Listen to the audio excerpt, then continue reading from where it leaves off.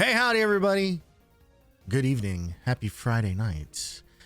Welcome back to yet another edition of Mega May. An unplanned edition of Mega May. Well, not so much unplanned as this was a planned evening that this was going to happen.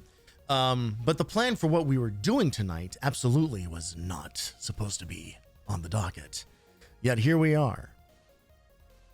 Pursued once again by the bullshit second half of a Mega Man game. A thing that seems to happen again and again and again. This has maybe been the worst of the 3 years that I've been doing this. I think this has been the worst offender by far.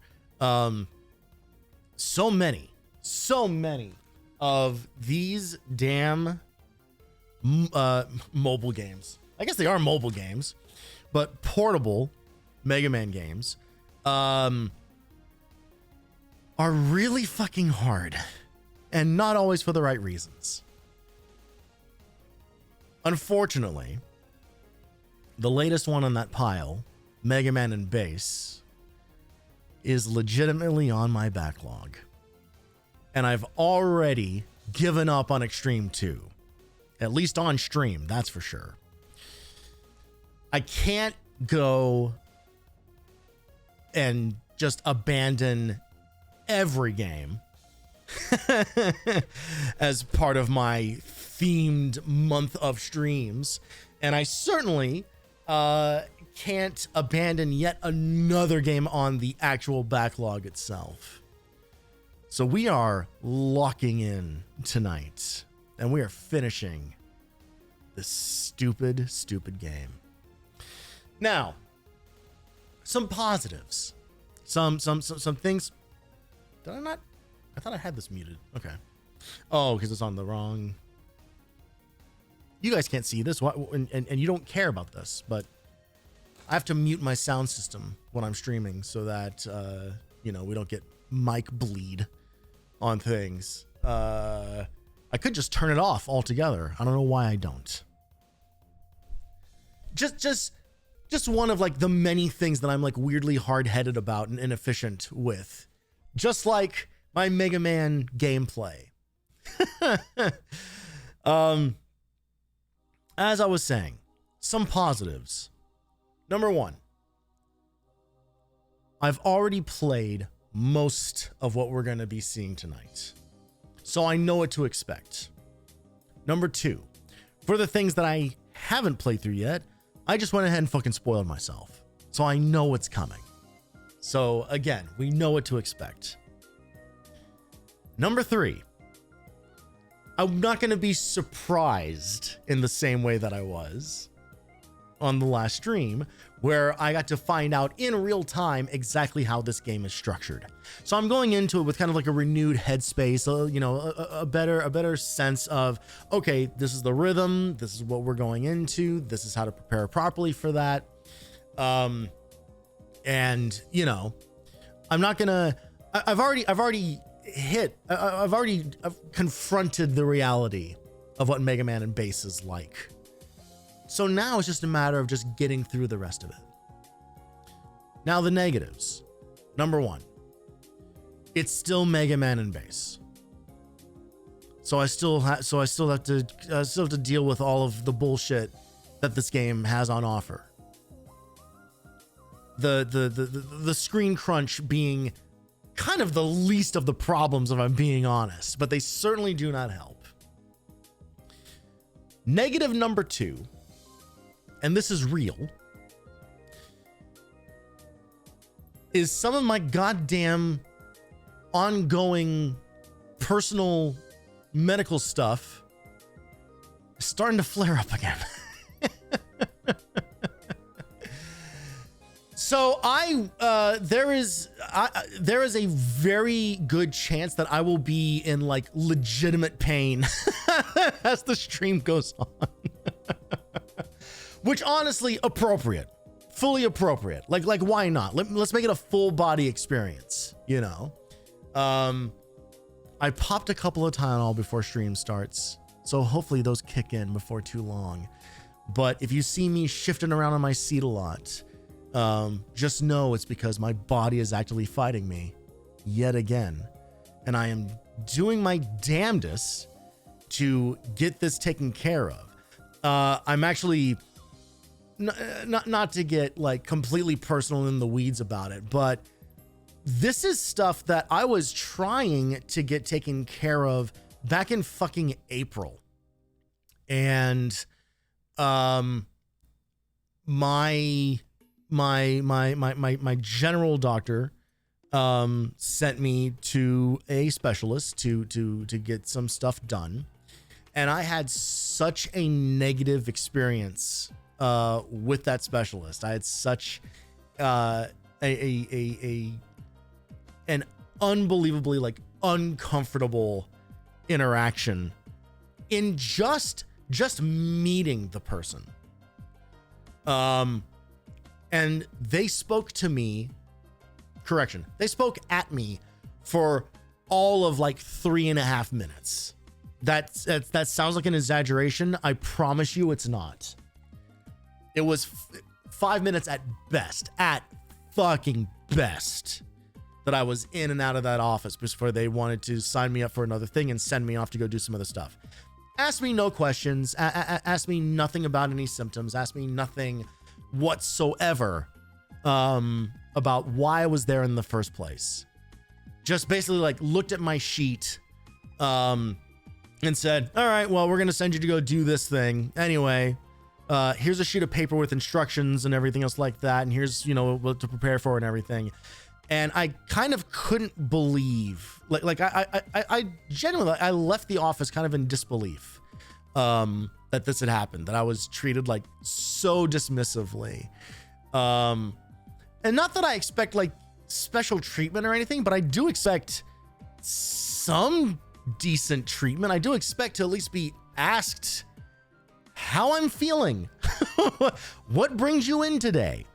Maybe there's something that wasn't like that wasn't available as a checkbox that I needed to like explain to this person about like, hey, so you didn't really have a spot for this. So let me go through kind of like the rest of it. None of that. Very frustrating. And if I'm being honest, very scary when all was said and done. It's just like, I absolutely do not trust this person to be making huge medical decisions for me. Like, no, if I'm just some other like random name on a list for you to just go through and move on with your day, I truly do not believe that you have your patient's best interest at heart. And it freaked me out, and I sat with it for like a week and a half or so, and then I eventually called and canceled all the follow-up stuff that they wanted to do. So that's the one half of it. The other half of it is then I tried messaging my regular doc to say like, hey, here's what happened. I don't feel comfortable with this. I went through way more detail about the actual specifics of what was going on. Like, I don't like this. This made me feel like uncomfortable and unsafe. I do not want to move forward with this particular provider. Can you give me a different referral for another location? And I'll go do the same thing. If they want me to do the same thing over there, fine. But I want it to be with somebody who like somebody who's willing to actually like have a conversation with me, not just rattle off a bunch of instructions and then send me on my fucking way. A week goes by, I don't hear back. So I send a follow-up. Another week goes by, I don't hear back. So then another like half a week goes by, and then I message a third time, hey, can you please give me some kind of response? Nothing.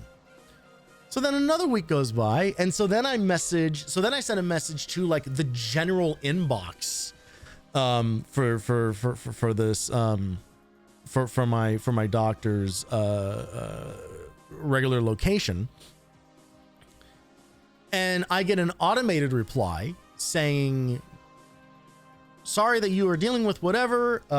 We basically saying is like, hey, I've been trying to message my doctor, they don't respond. Please advise, because I'm trying to like get some stuff taken care of.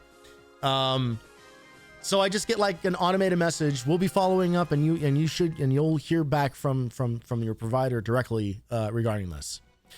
So that was 2 weeks ago that I heard that. So now, what I've done the thing that I was trying to avoid doing. I've made myself a new goddamn appointment, so I can go sit in a room and have the exact same conversation that I already had last time.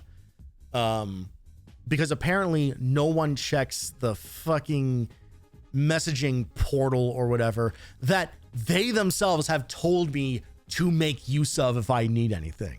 So what's the goddamn point? So I don't know. And the reason I was trying to get all this stuff taken care of beforehand is now I'm in rehearsals and I'm about to be in a bunch of fucking shows in like a week and a half. Like the festival that I'm a part of kicks off not next Saturday, but the Saturday after. And I just gotta fucking just deal. I just gotta fucking deal with it.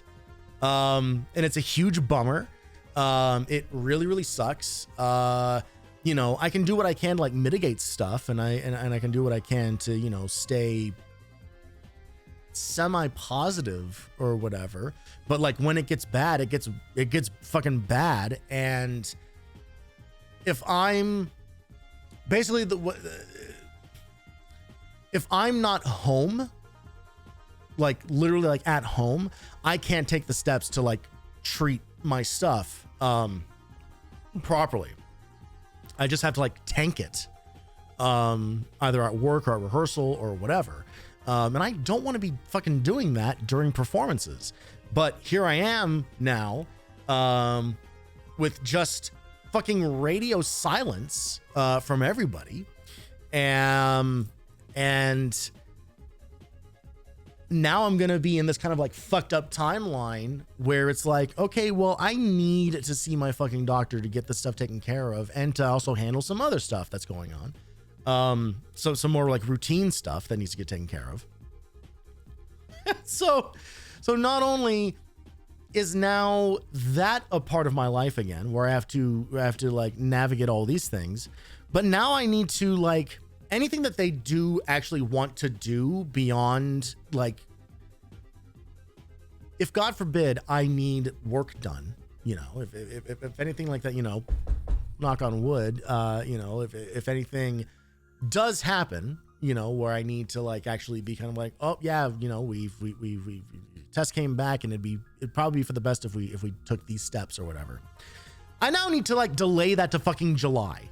Like I can't do this now in the middle of show runs. So it's very frustrating and extremely aggravating. And you know, if you're someone who has ever lived with any kind of like chronic pain or chronic condition or anything, truly like my heart goes out to you, and I understand you so much. Because you really, if you don't have any chronic conditions, consider yourself extremely lucky, and do please continue like taking care of yourself, you know, because you are not prepared for like what it can do to you. Like it can really upend your life. It can really fuck things up. And not even in the way that you might think. Like, it's one thing to like be in pain. It's one thing to have a part of your body hurt, right? And that sucks. And it limits, you know, certain parts of what you can do necessarily, depending on what you're dealing with. But that's just like the core issue. Like, the other part of it that no one really talks about is the part where it's like, it doesn't go away. Like, it doesn't stop. And you start really like learning how long a day is when you are constantly in pain with something. It becomes very clear, like, how you can't turn it off. You can't just like magic it away. You just have to live with it. And that starts getting into your, that gets into your brain, and it gets into your energy levels, and it gets into, it starts seeping into like the other parts of your life, where it's just kind of like, there are days where I can't function normally because I have been exhausting all of my energy just trying to stay focused while other stuff around me or within me is like fucking up. And that really becomes draining, and it really becomes this thing which is kind of like, I want everybody to just leave me alone, and I just want to be on my own, just dealing with this. Like, I want to be home, and I want to be laying in a bath, and I want to be stoned out of my mind or whatever, you know, just to finally fucking relax a little bit and try to get out of all of this. And it becomes draining, and you start to feel like you can't make plans for things. Like, you start like canceling on people. You start people are just like, or if you do go to a thing and then everybody's like, oh, when this thing is over, we were all going to get together, you know, at this other, we're all going to have drinks or whatever. And you have to be kind of like, nah, I think I'm going to go home, you know, because like, you don't want to push it. You don't want to like risk, making anything worse. You don't want to risk re-triggering anything, or if you're in the middle of dealing with it, you don't want to continue dealing with it in a public setting. It sucks. And I'm really sorry that this is a real bummer of a subject to get into. This is like unfun stuff to talk about. But you know, it's real, and it is very much the kind of thing that you know, I think too often people like shy away from it, you know, and they don't want to talk about it. And there's plenty of reasons why. If it's just like you're personally like uncomfortable talking about stuff, like that's totally fine. But you know, I certainly, I really appreciate people like Lena, you know, like Lena Lazar. If you're familiar with, I'm sure you're familiar with her, but you know, she has, I believe it's ulcerative colitis, which is a digestive disease or ongoing condition. And she talks very openly about it and very frankly about it, you know, and it really, it helps like destigmatize some of it, you know, and she's very open with her community about like, hey, I have to cancel stream today because I just don't have the energy to like smile through this right now, you know? And I think it's really important to acknowledge when stuff like that happens, because too many people, and myself included, you know, just like suffer in silence, and leave things vague. Again, you know, I mean, I'm leaving things vague right now. Like I'm not talking specifically what I'm going through, as much as just like it's an ongoing thing.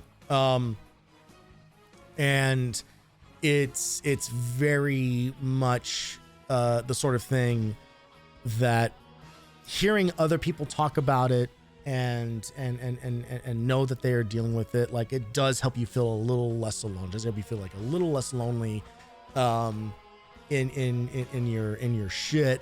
And I think that that's true about like all health stuff, whether it's physical or mental or whatever.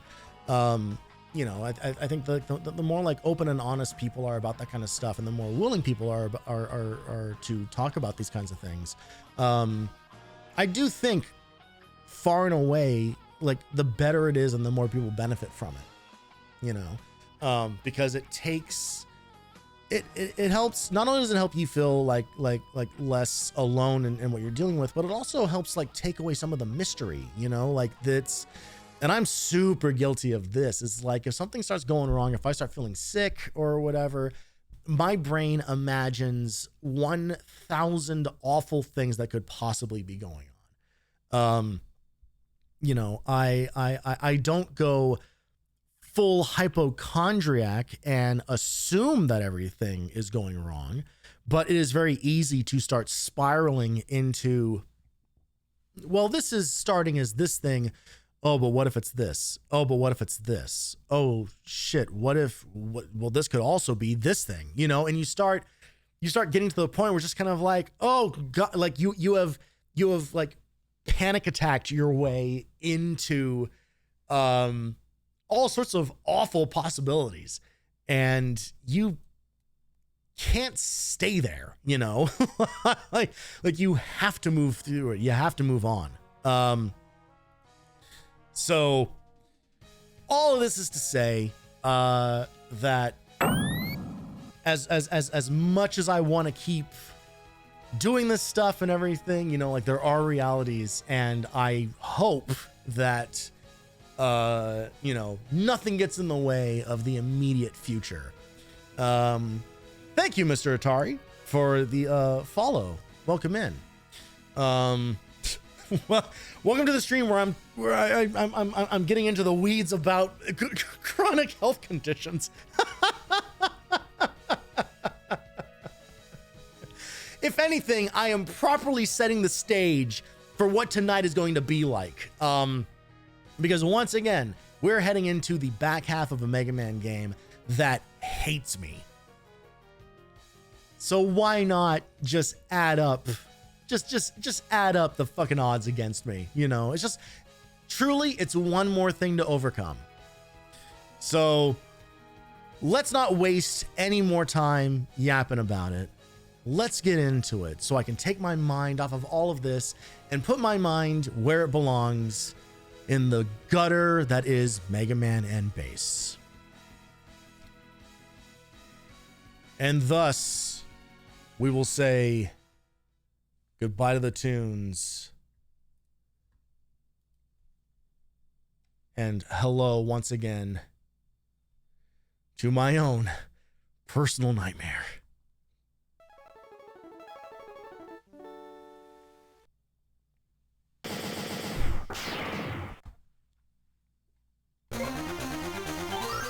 We are starting right where we left off. Sorry, I think I cranked the volume a little too loud there.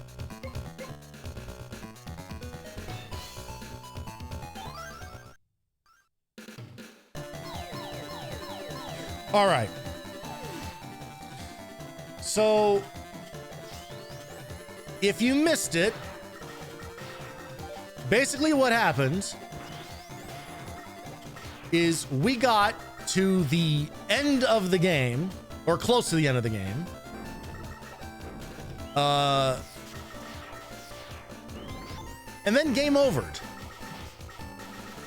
And the really fun thing about Mega Man and Bass is that they decided to treat this like it was fucking Ninja Gaiden on the NES.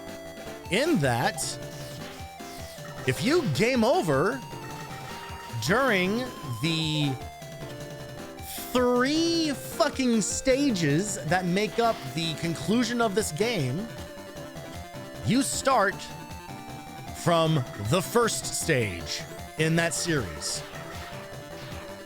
And things were going decently for a while, and then decidedly got really out of hand and got real fucking bad.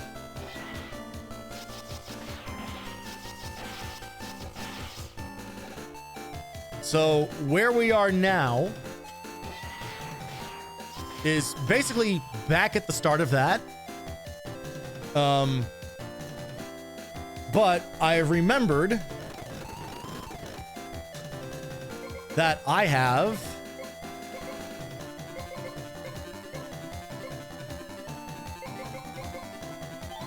this.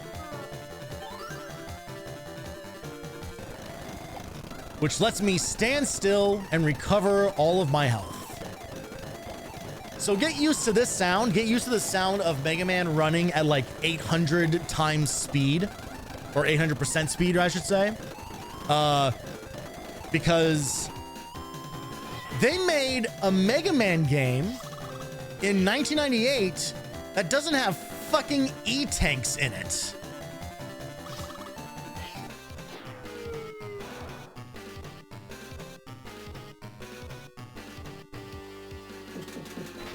So they took away like my primary crutch, because clearly they hate me specifically.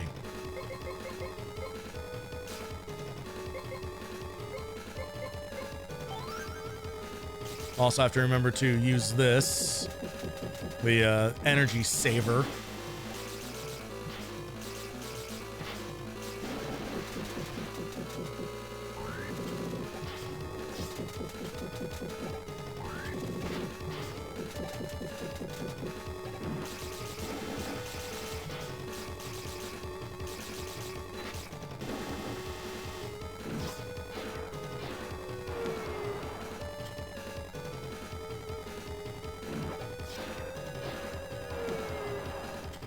So, unfortunately, this tank boss is just one long series of just waiting for things to become available to do damage to.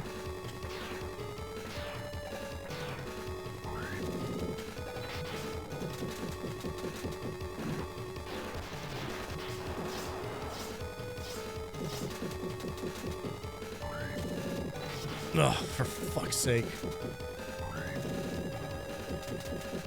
So with the gun killed, now we can start doing damage to the head.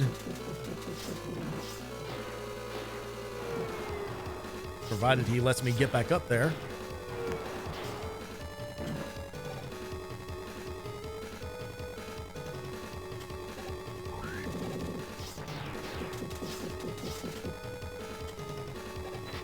There we go.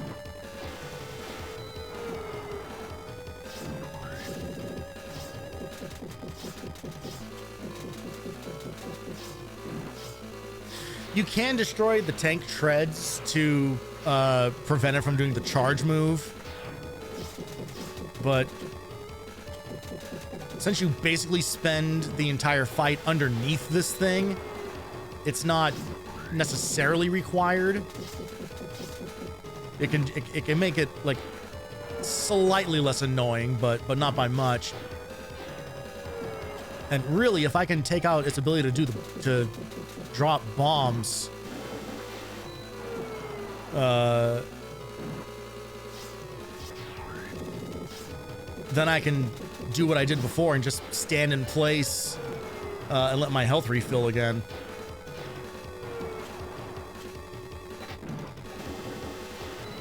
All right, perfect.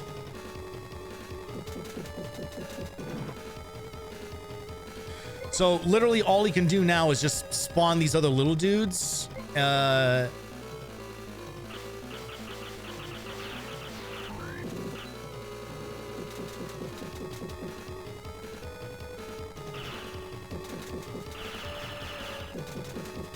I think I can use magic card when it opens.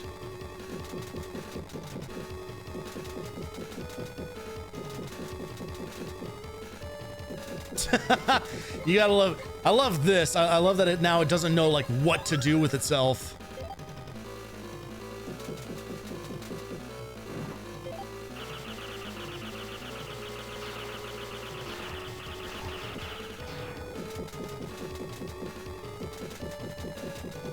Do it again, bud.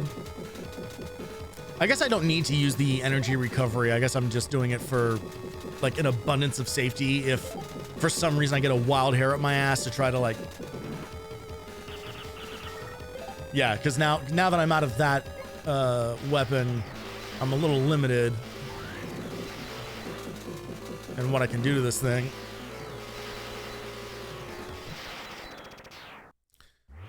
Fantastic. One down.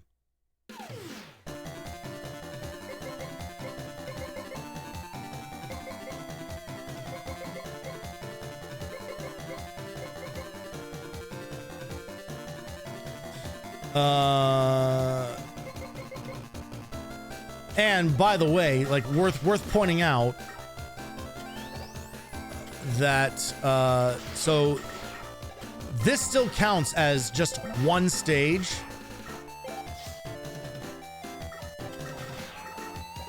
The good news though is that there is a 1-up that we can get in here, so that we basically just kind of get like infinite shots at this boss. I think this is where that happens.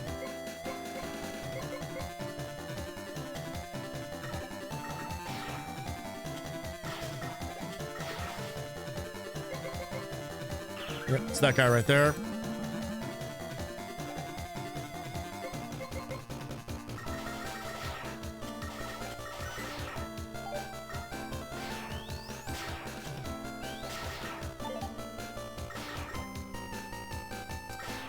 And then we can just kind of farm these guys for weapon energy.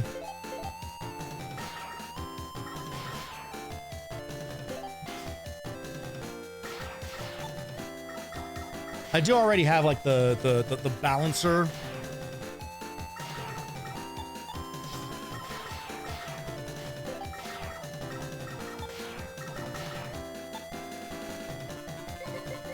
I realize I actually have. I think the large energy recovery actually works for both health and weapon energy pickups.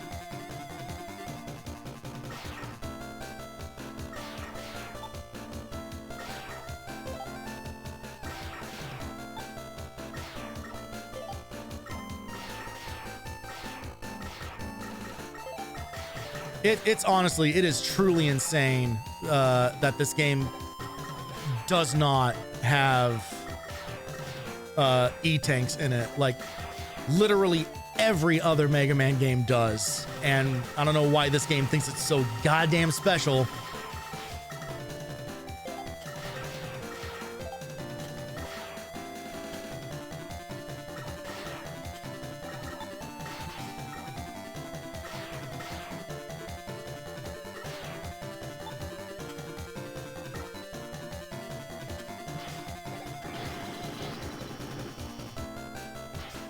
Okay, please just let me pass.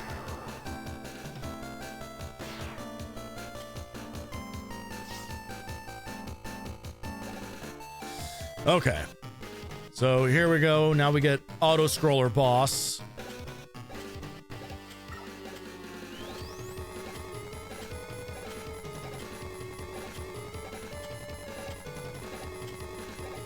If you missed the first stream, warning for flashes.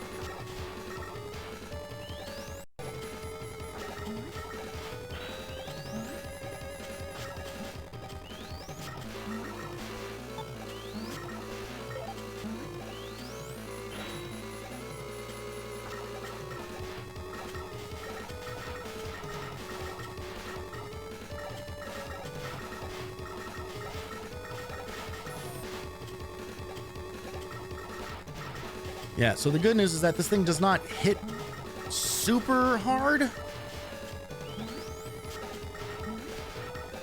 And provided I can actually connect with them, it does like spit out health items and whatnot for us. I did use the copy ability. There we go. Yeah, I think the copy guy is the way to go here.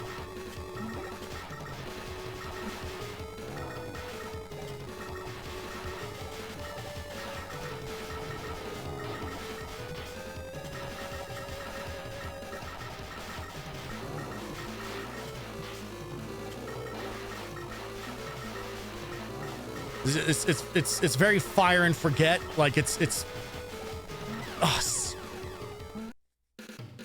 yeah, well, I knew we had to lose one, right? I actually got that first try last time, so I guess this is just kind of like correcting the universe.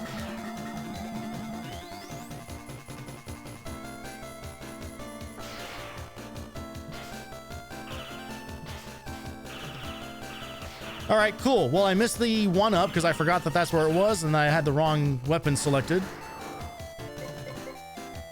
We still have 2 lives. We'll be fine.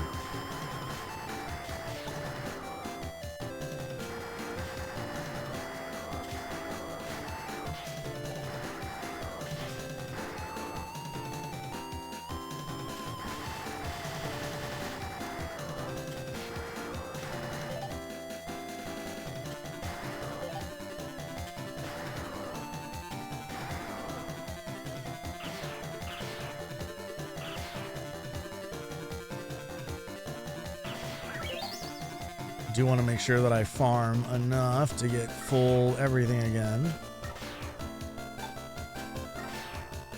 Okay, hey, there's the extra life that we missed. I think the same thing happened last time.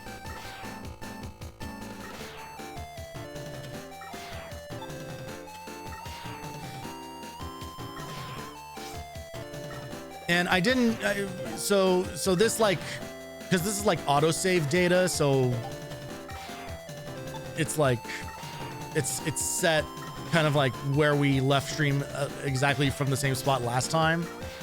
The good news is that once I finish this fight, I will be able to go back to the shop, which will be necessary because I'm going to buy just an absolute shit ton of extra lives, like you wouldn't believe.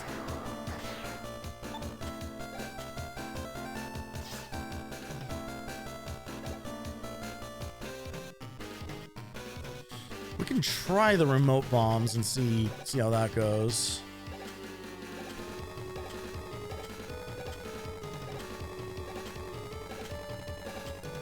Because the clone attack or the copy attack is good, but it does not do a lot of damage.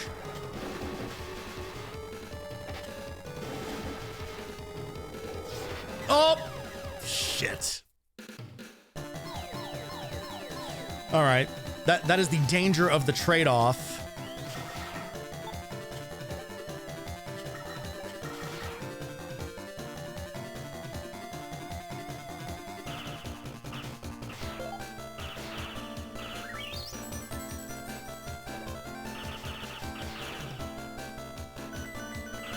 Is that in order to control the direction of the mine, I need to be careful that I also don't accidentally slide, which is exactly what happened there.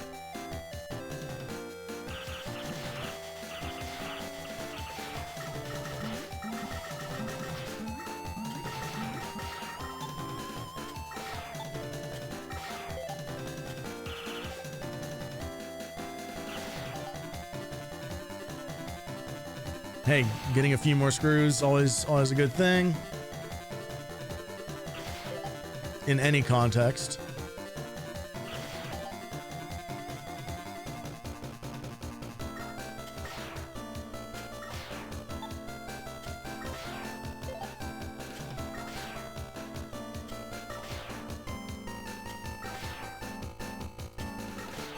All right, give me some energy pickups here.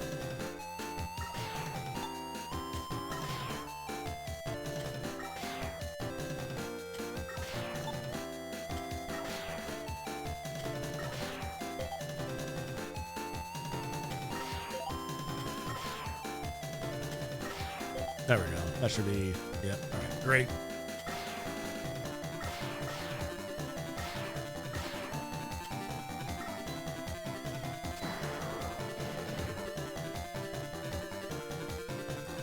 Okay.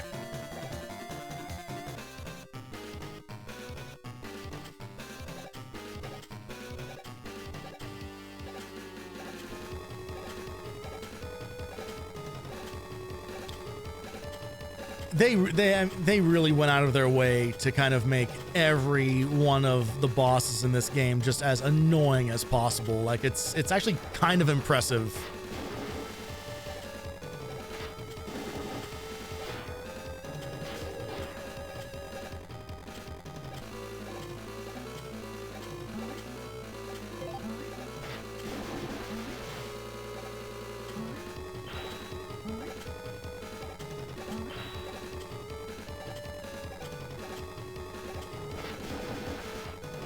Oh, shit. Okay, I did not realize that it had the ability to break the platforms.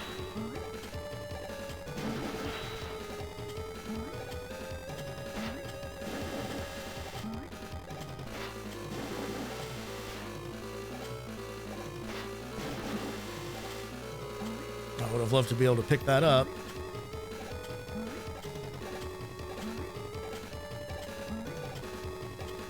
Oh, shit. All right. Let's switch back to the old standby. No. Okay. All right. Okay, that worked out.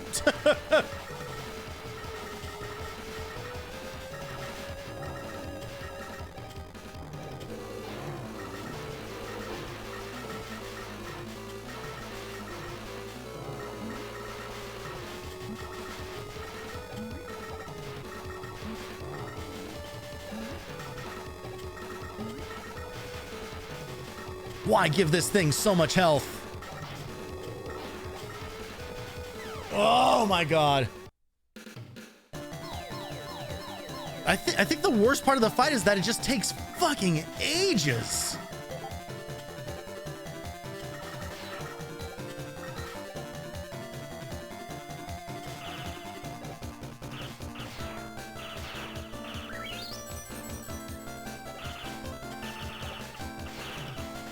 I mean, if I'm being honest, the worst part of the fight is all of it, but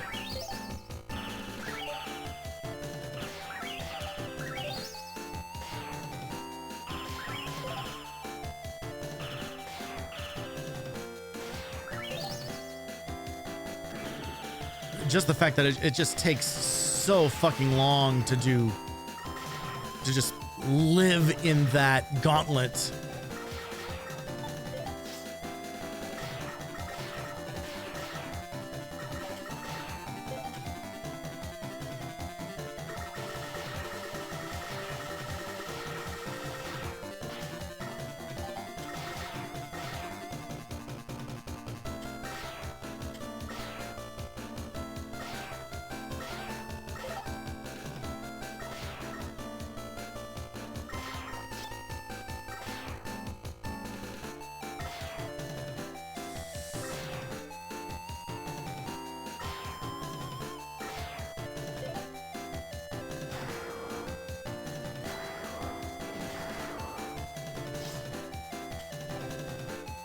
All right, let's try setting it with this. And I guess we can just also turn on the energy saver.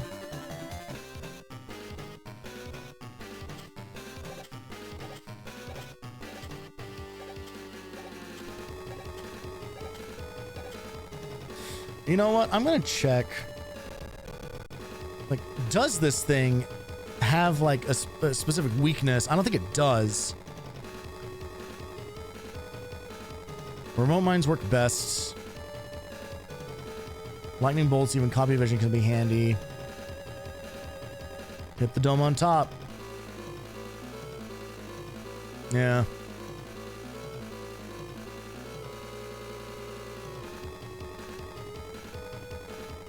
Nope. The answer is just do it.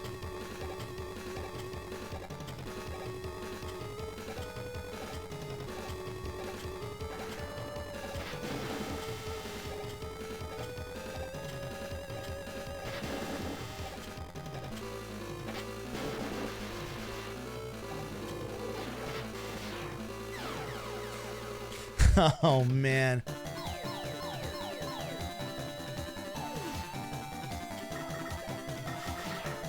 The fists gave us absolutely no trouble at all last time. I don't know why all of a sudden they're being such a pain in the ass.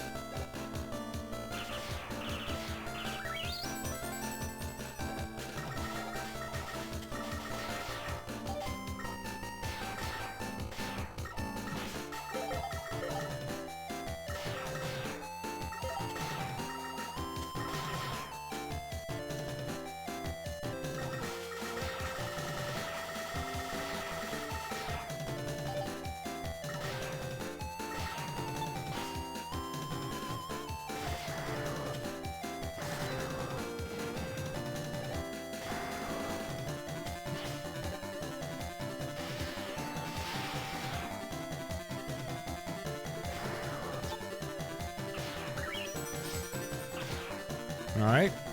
Double extra life is okay. Not gonna complain about that. That's less screws I have to spend later.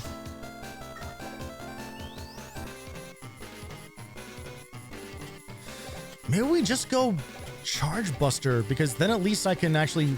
So the thing about the remote mine is that while that thing is exploding, you can't then shoot anything else. So it does leave you kind of vulnerable. Like at least with the Buster, I can pivot if I need to.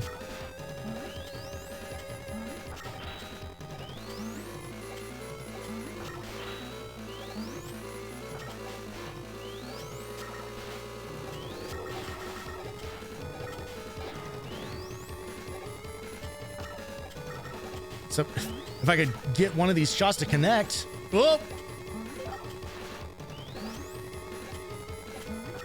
Jesus Christ, why? Why?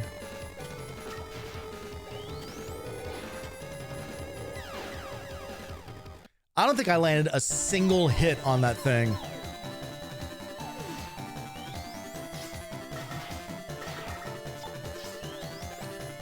Like hoping that you line up with it at all.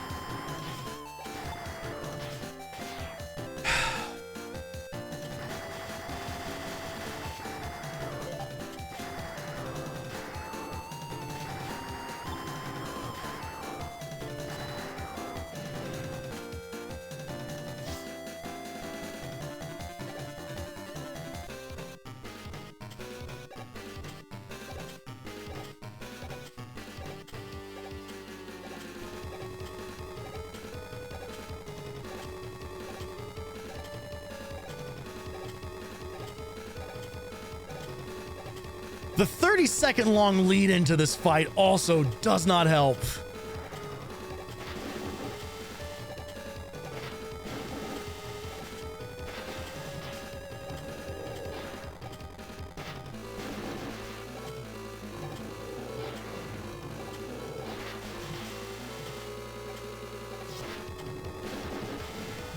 Fucking... I don't know why. Why is it choosing fists so often all of a sudden? Does it respawn to, like, whatever fucking weapon I have selected? I wouldn't be surprised.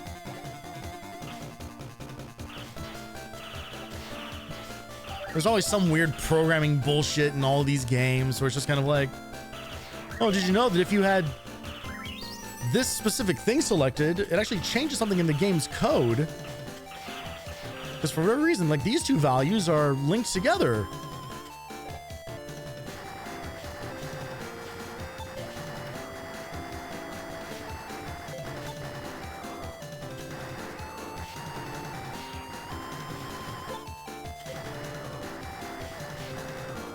I felt like that was like a very, like a thing that happened is like, particularly like in like NES games. Like, I feel like there would be examples of stuff where it's just kind of like, did you know that if you just held up on the D-pad during this fight, the boss like literally never attacks you or whatever? It's like, just like these weird like programming quirks.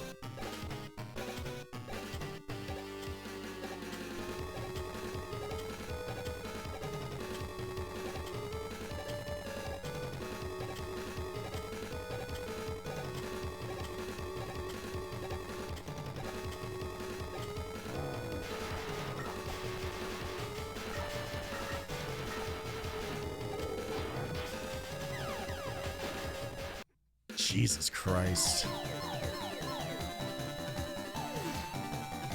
Not a great start, I gotta say.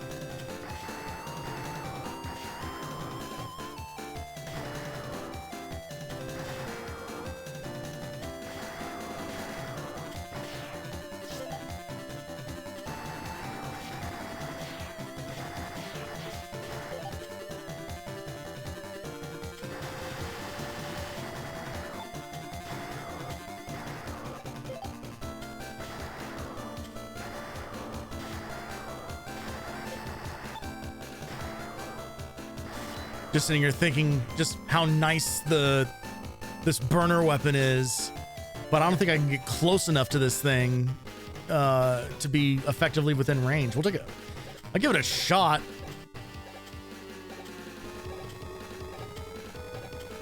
But it's gonna be pretty high risk because it's gonna require me to be fighting really up close.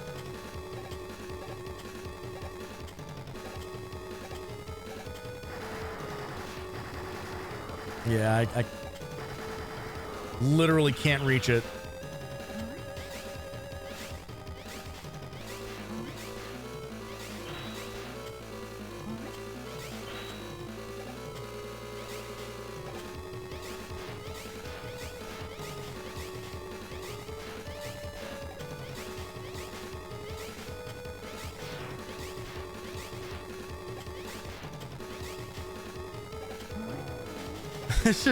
There's just so many ways to miss this thing and very few ways to hit it.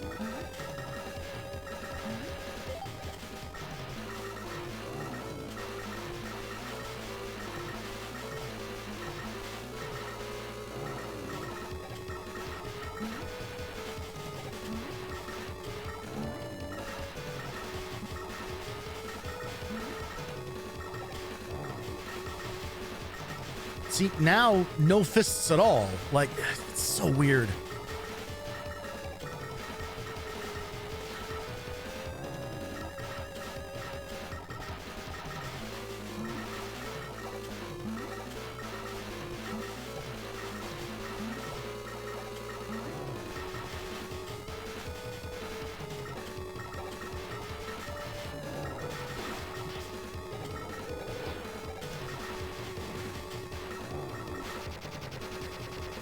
Whew-wee. Okay.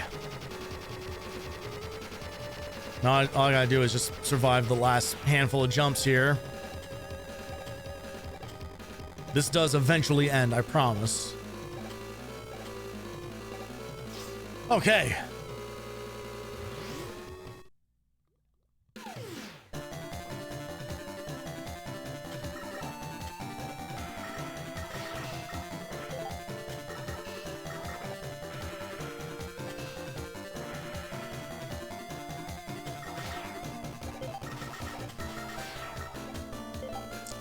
All right, so that's one down. Okay. So the thing that I'm realizing right now is that we are actually further along. I didn't realize that the autosave data was actually from the second stage, not the first stage. So I actually have the chance here, unless I'm misremembering all of this, but I'm pretty sure like this is the route to the king fight.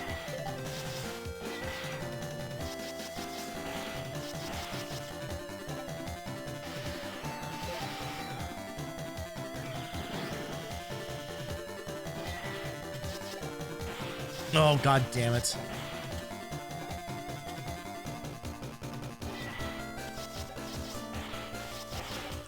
I forgot. I gotta do this up here so it doesn't go so fast that it knocks you off.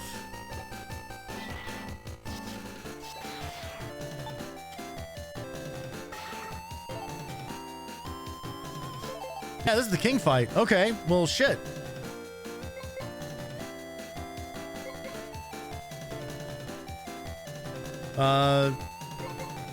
Yeah, I mean, we'll get a handful of attempts at this. Again, I already know what to expect with the first two phases here. It's the third phase that we have not done yet, and that's the one that I'm the most nervous about because we have to do all of this in one. So we saw all this. The trick on this is literally do nothing.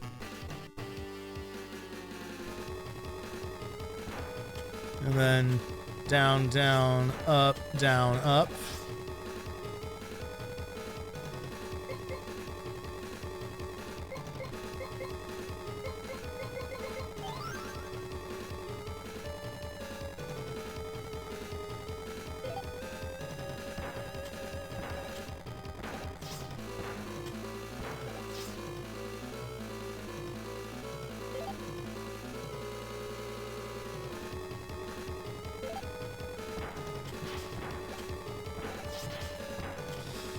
Okay. Well, the good news is that this thing actually keeps working even during cutscenes.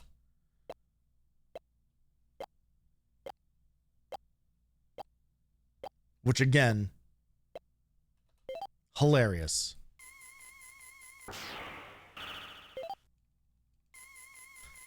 Proto Man comes in here. He sacrifices himself because that's all any of the characters that aren't named Mega Man are good for across the entire franchise. All anyone does is sacrifice themselves again and again and again. Oh, to the point of meaninglessness, actually. Because if they can just keep doing it and come back in the sequel, why should I feel sad?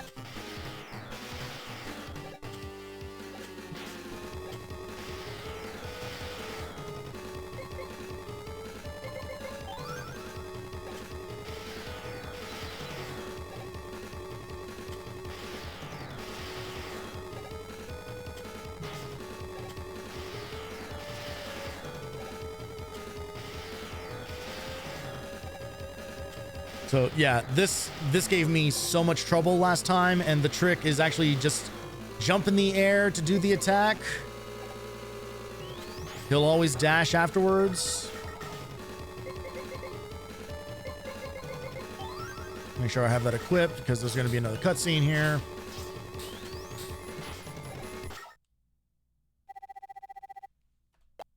And we're going to stand here again and let this refill. Like, this is... The joys of emulation, because you better believe that if I was playing this on actual physical hardware, I would sit here for the 30 fucking minutes it would take for this health bar to fill back up and do this. Like, there's no chance. There's no chance.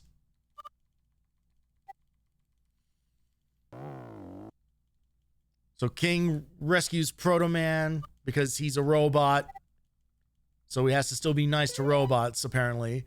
And then Dr. Wily comes in and is just kind of like, King, what the fuck's your problem? I was like, I don't want to do this anymore. And then Dr. Wily's like, oh, I'll turn on your brain, your I'm going to turn on your brainwashing configuration again. And then he does that, and then here we go.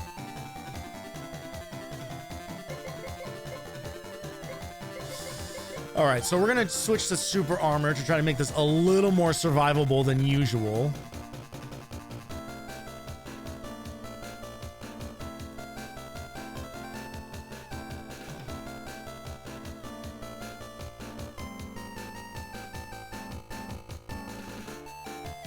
Super fire shots at the dome where the head is.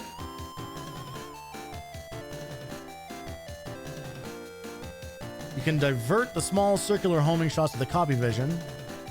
As with the ship box, so there's a can in the middle with a remote mine or something whenever it starts charging to prevent it from firing, screen engulfing laser. All right. All right, here we go. Attempt number 1. And we do get a checkpoint here, so thank God for that. Unfortunately, on the previous stream, I got here with no lives left, so I couldn't even take advantage of the autosave.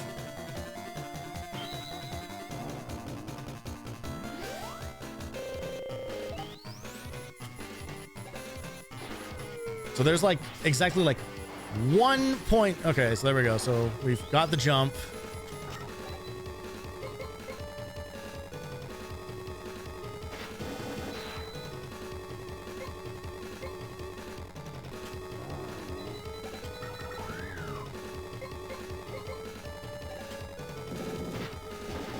Yeah, and so literally no other weapons work against this thing.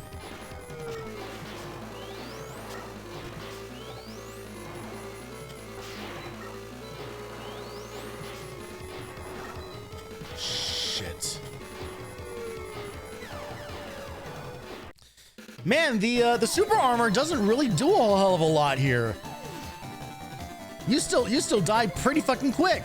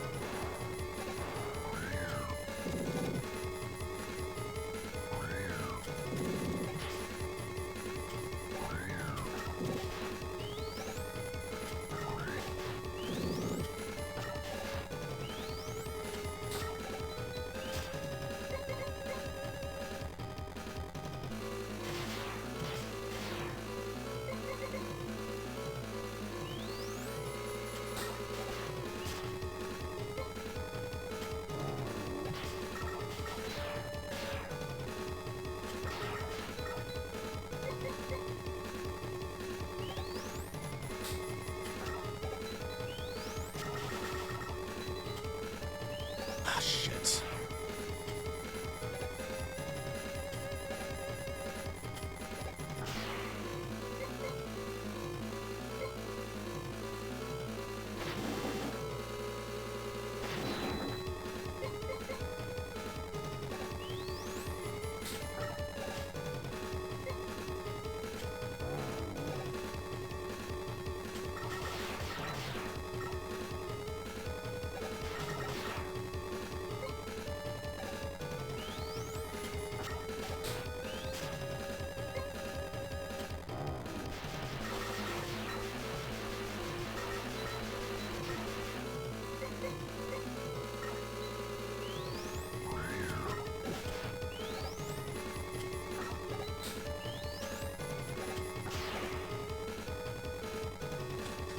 Let it connect.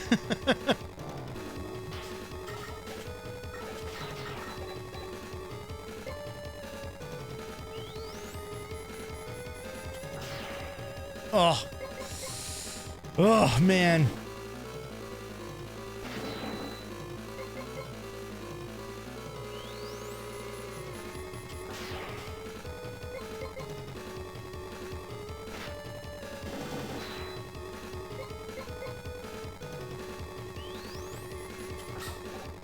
Fucking goddamn it.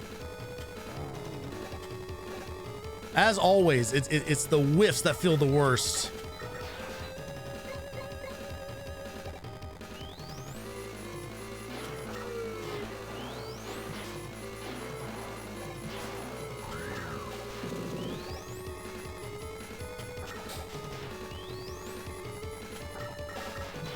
Send it. Send it. Fuck you.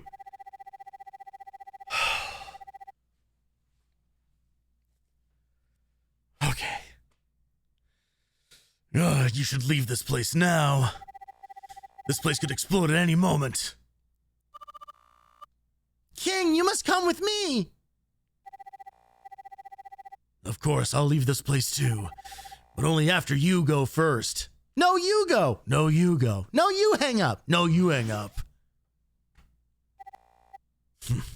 He's gone. I wish I had a transportation system hit me.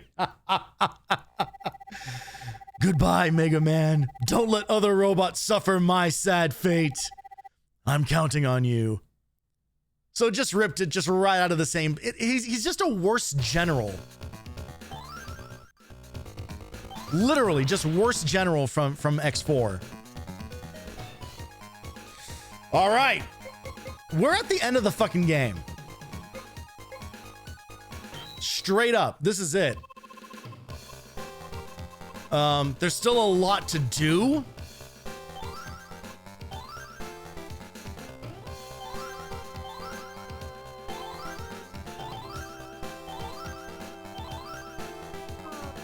All right. Can't get more than 9 lives. Kind of figured that would be the case. Slightly refilled every time you receive damage. Sure, let's grab that. We'll also grab Beat. So Beat actually, so I didn't realize this. Beat actually gives you a shield that makes you like temporarily invincible. Which has the potential to work out for us. Okay. So here's what's coming up. What's coming up is, interestingly enough, this game does the Mega Man X1 thing where we're going to be doing all of the boss refights as part of the stage. And then we got fucking Wily. Expect a lot of fast forwarding to refill our health. I mean, expect kind of like a lot of that stuff to happen. Because I'm taking no risks here.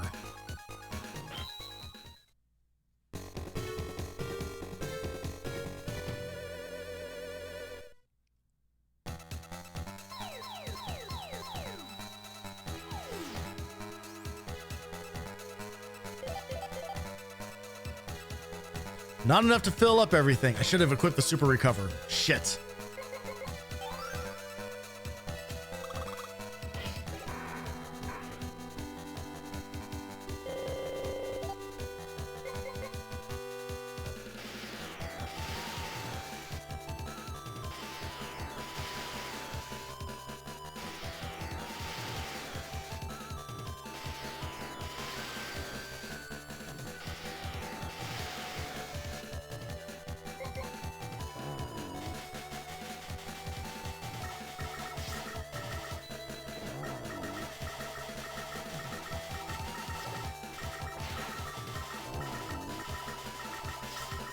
So Cold Man sucks.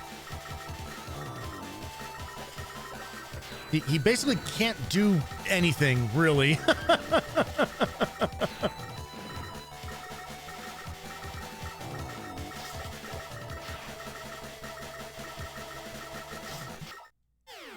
All right, one down.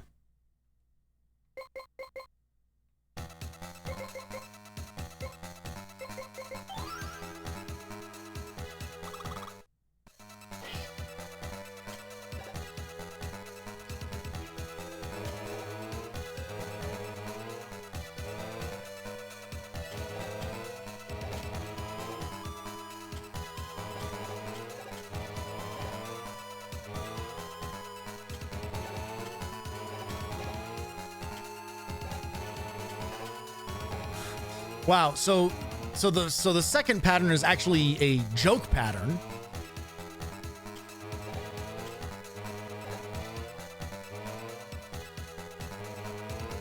Because it doesn't spawn the last block on the right over there to be able to jump up to the ladder.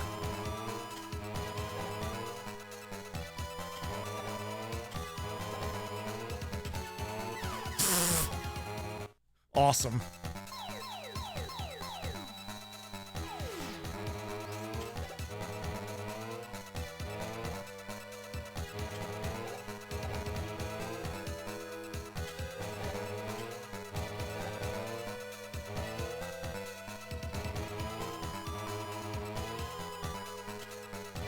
Oh my god.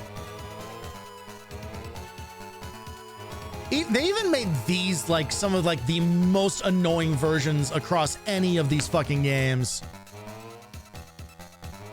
I still don't think that they're as bad as the ones in Mega Man 9, but boy are they close. Ugh!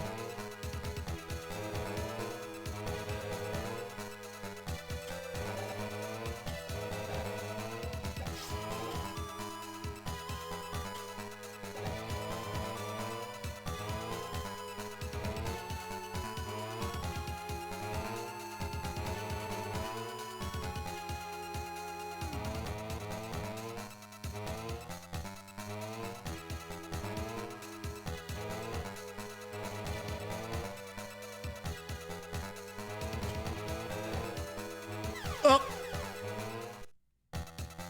Okay, I forgot that they all disappeared at the same time. We're gonna end up using all of our fucking lives on just this bullshit.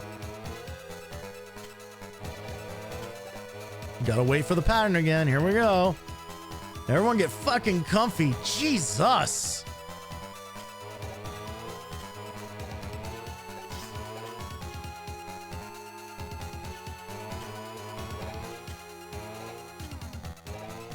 I got scared. I got scared.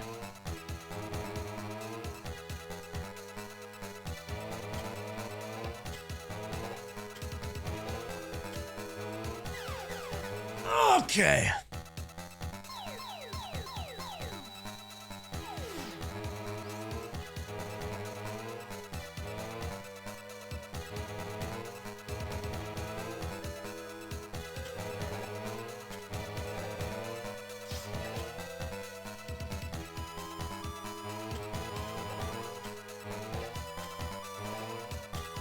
The pain!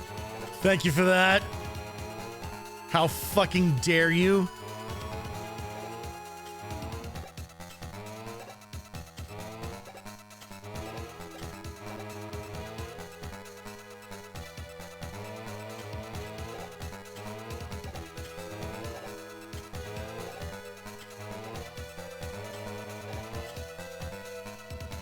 Okay. Oh, god damn it. And then one of these fucking... Oh!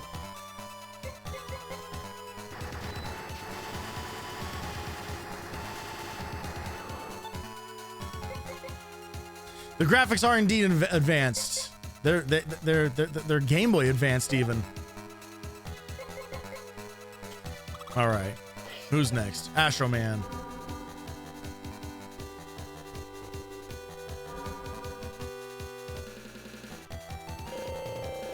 Easy fight. Easy fight.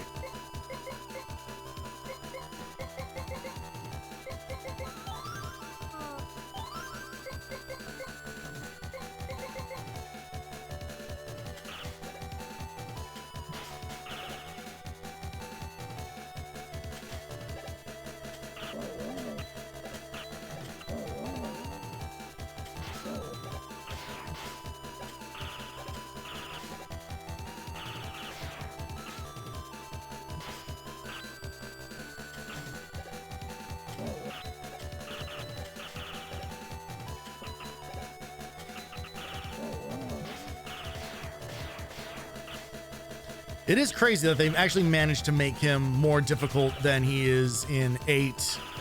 Because in 8, he does nothing at all.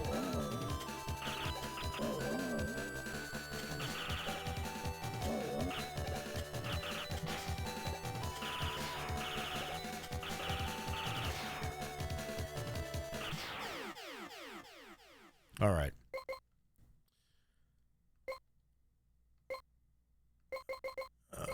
Auto. God, you have to do so much menuing in this game. Swear to God.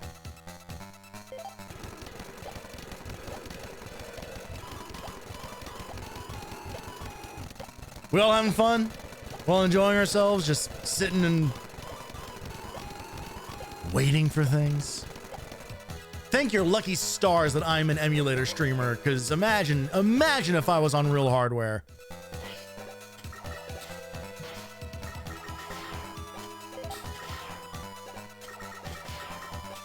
You had to watch a goddamn hand cam.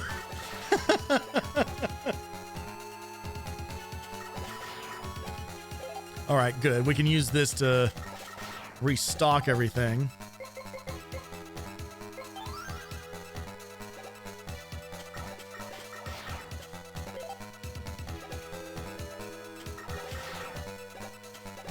Hotel Inn has afforded me 3 minutes of Tony for tonight. Well, great. Well, you're yeah, you're using them on a real winner.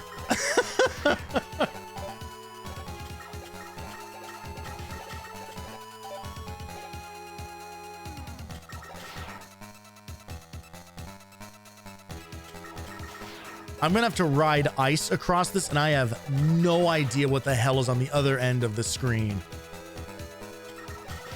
Am I filled up on? No, I'm not. Hey, man.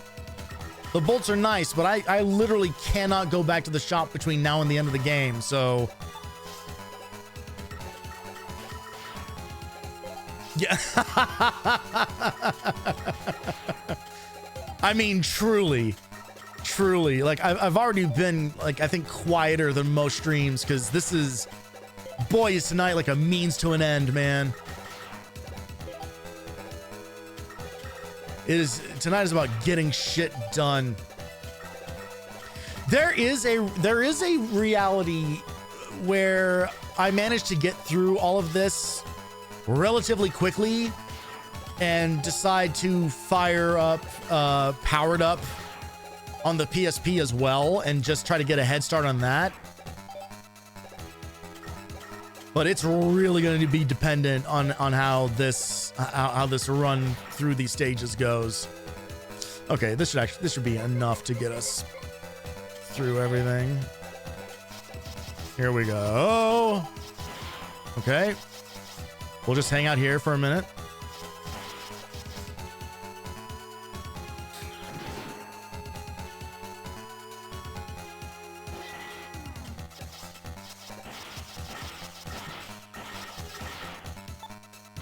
There's a life down there, but I don't trust whatever is in the way of it.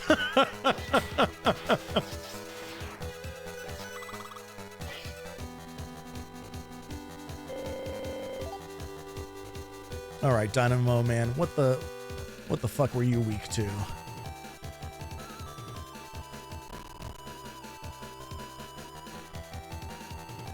Copy.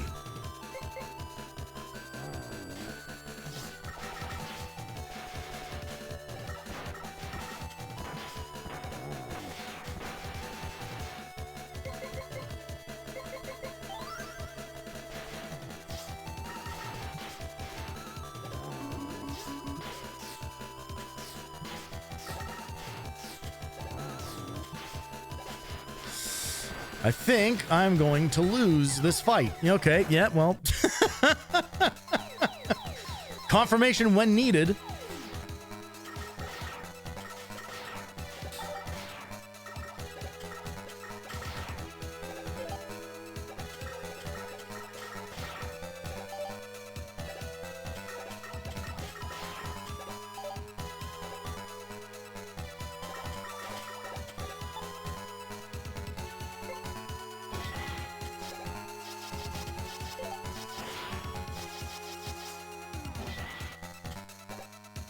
Well, that's no good.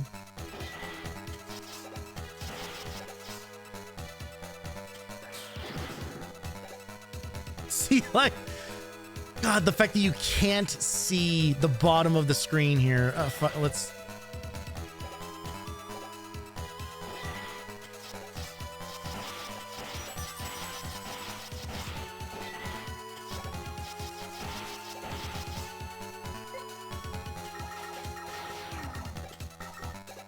Now, if that life respawns,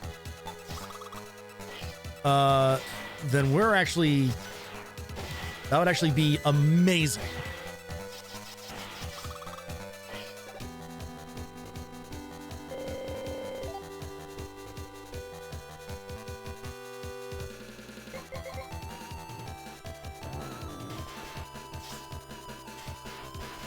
Right, I forgot. Okay, yes. He does the jump, then the double dash. There we go.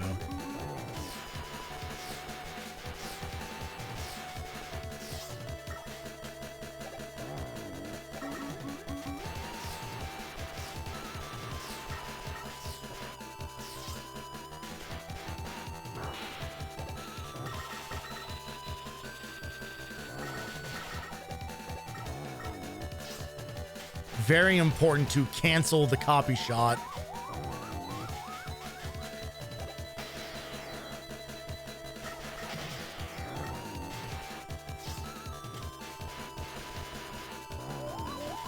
If you want to have like any chance of hitting this guy facing the correct direction.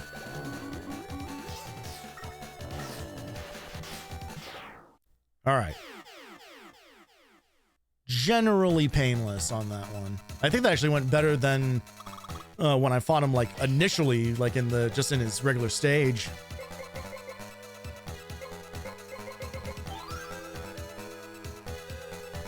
Again, for everybody's favorite. It wouldn't be so bad if it wasn't so slow about the refill. Because you can get the same upgrade in X3, and it does go a little bit faster than that.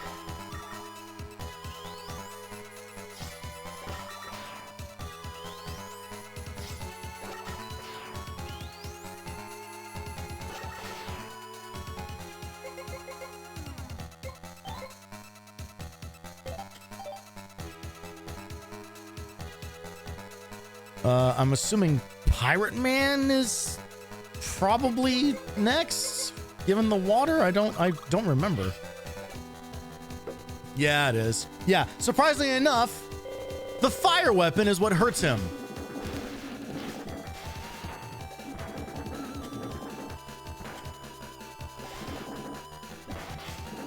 Oh, it cancels him out of his bubble attack too. Oh, nice.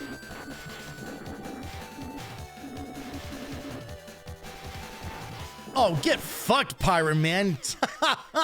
I claimed your booty. Superb.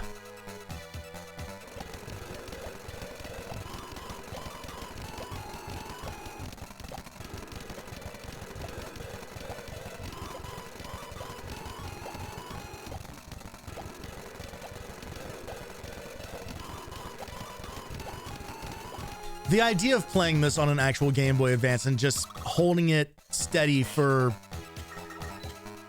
what basically feels like an hour. Come on, fuck this game, man.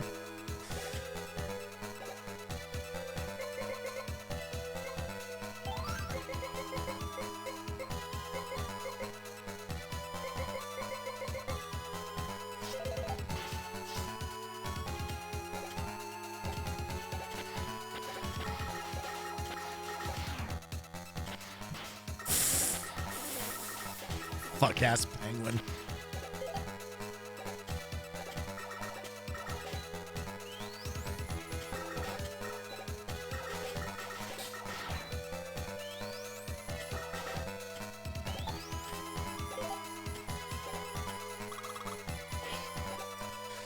Okay, now we get this son of a bitch.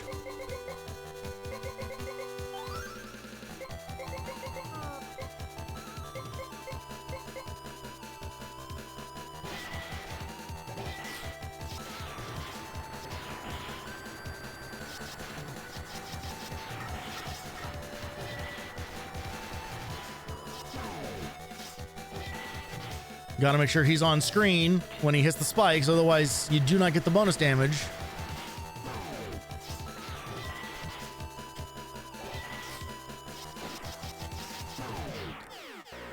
Ooh-wee. Got him in one. Holy shit, we got Burner Man in one.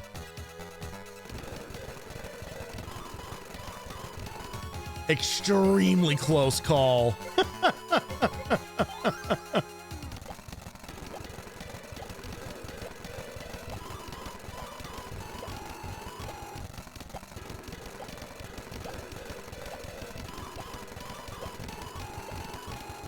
There's a very like Egyptian sound to it when you play it 8 times faster than it's meant to be played.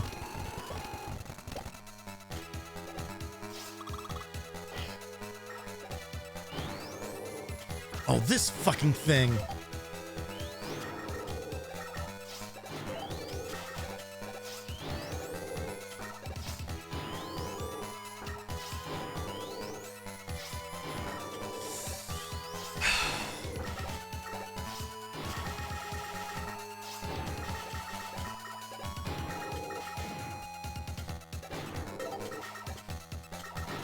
I guess I need this thing alive.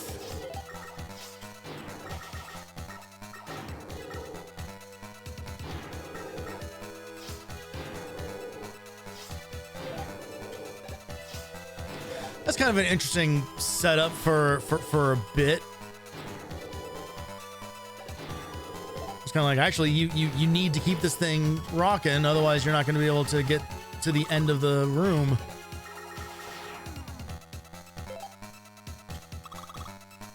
Actually, you know what? I dig that idea. That's okay.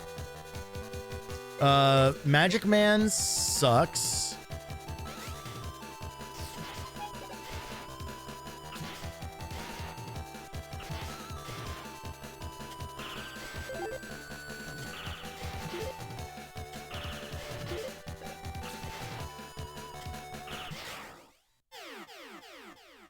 Very weak to his to his weapon of choice there.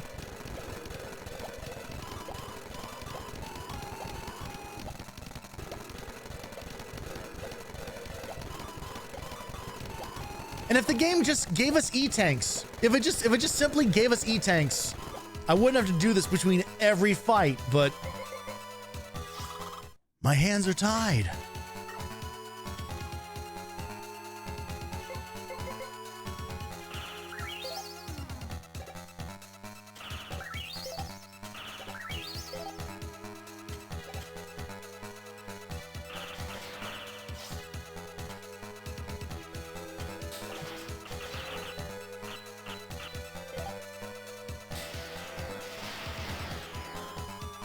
Oh!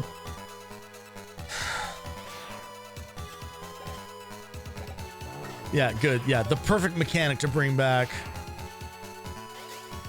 the false floor. Oh, good. Yeah, do it in 2 spaces.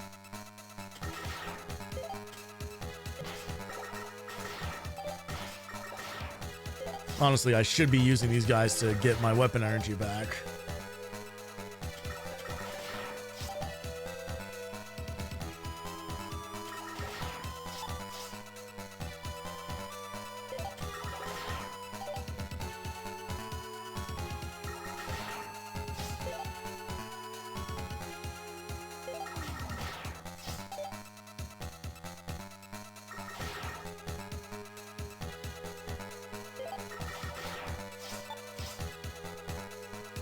Okay.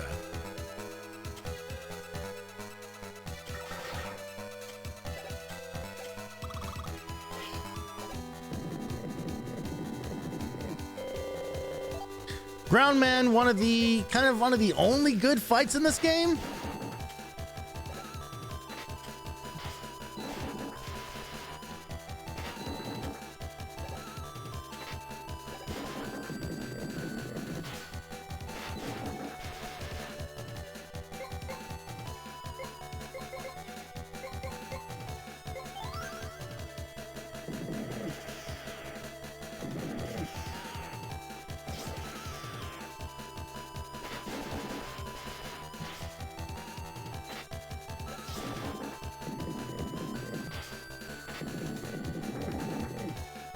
Oh, shit.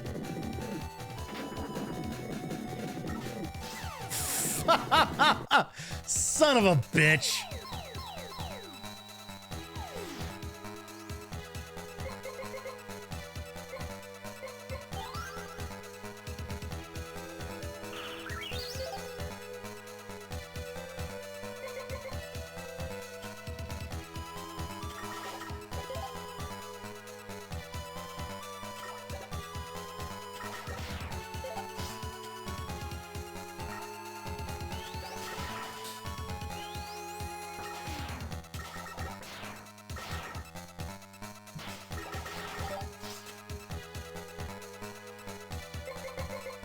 Okay, let's remember to put the armor on now.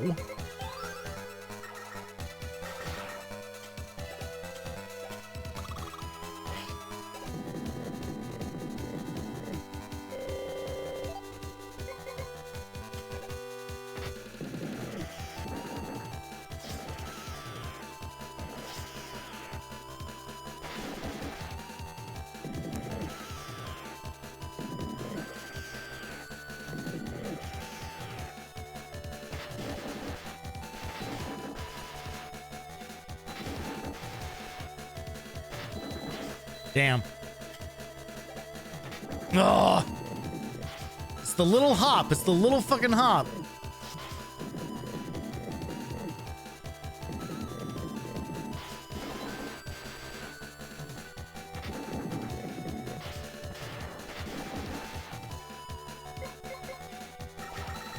Fuck me. Good lord.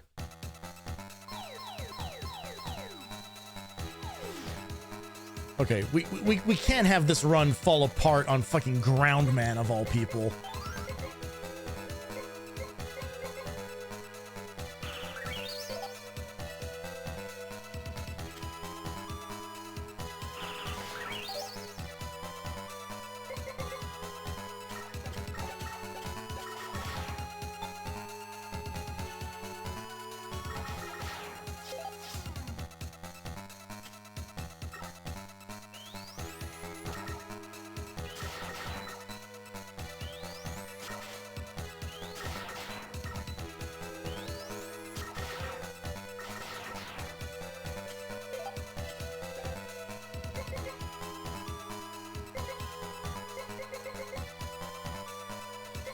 Ugh.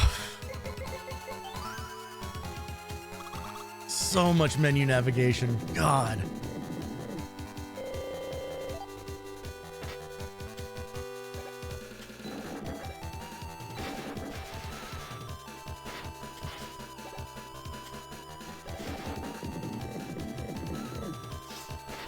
I think more than any other Mega Man game, like this one absolutely just requires you to just use just everything constantly.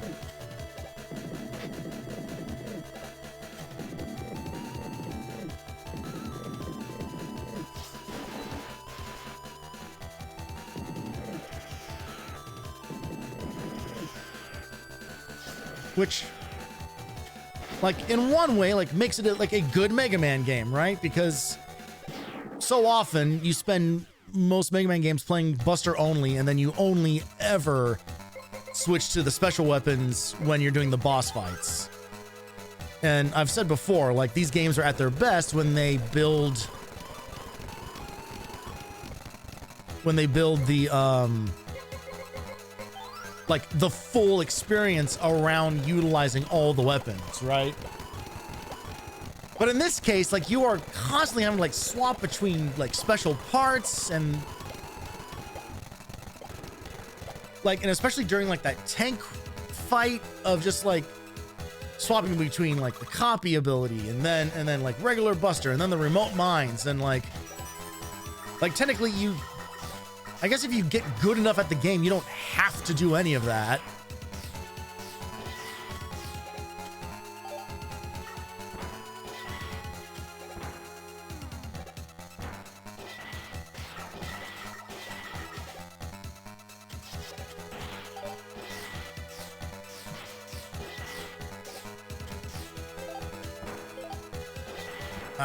I don't trust any of these jumps.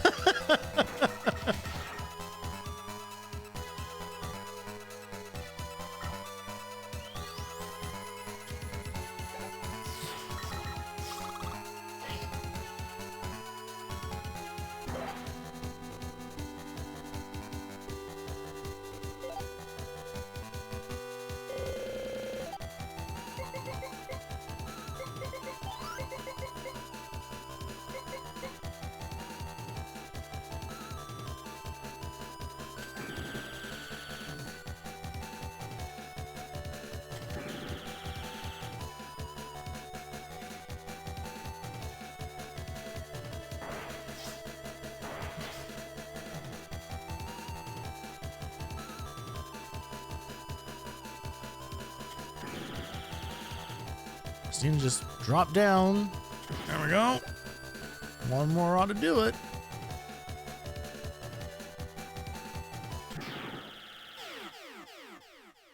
It's so funny.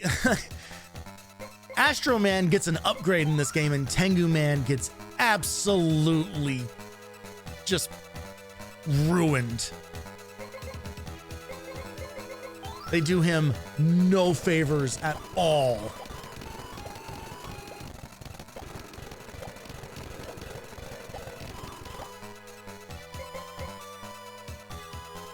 I think that's everybody.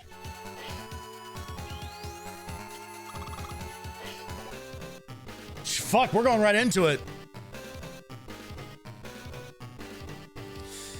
Okay.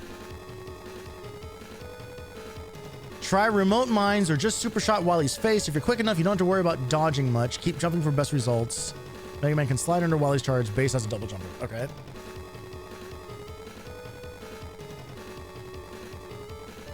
Use super shots or magic card for the second phase. Man does decent with charged up Mega Buster. Okay. Have to get good at Wily's first form and then get to the second with fairly high energy to have a chance. Great. Darn that king!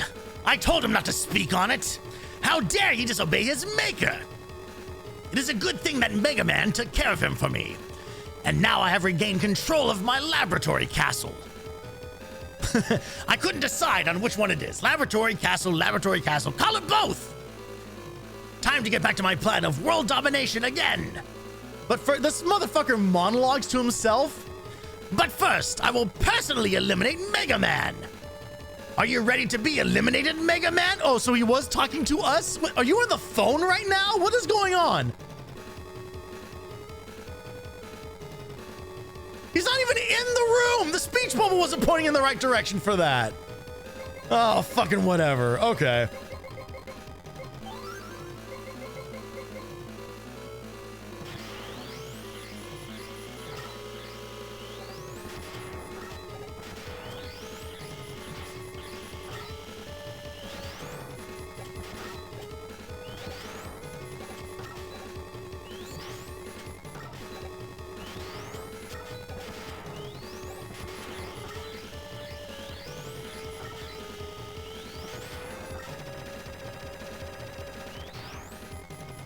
Does this game end with the easiest Wily fight in existence?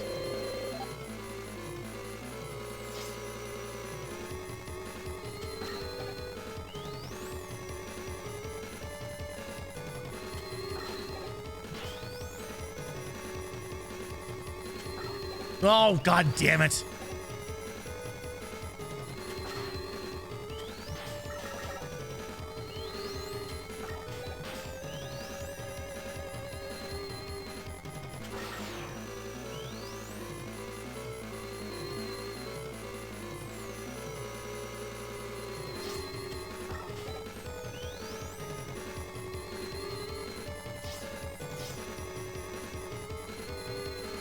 Will you please come down here?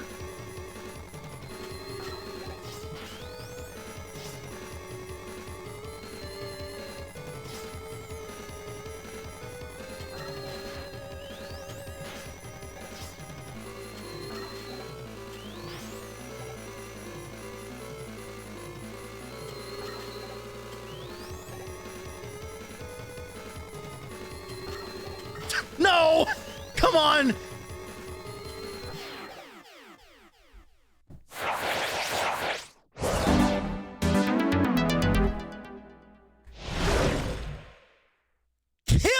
Man!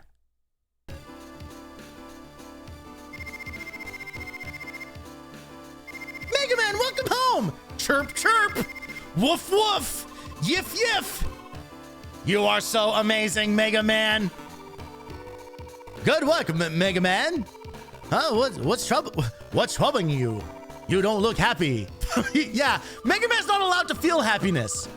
I wish I was a little more efficient.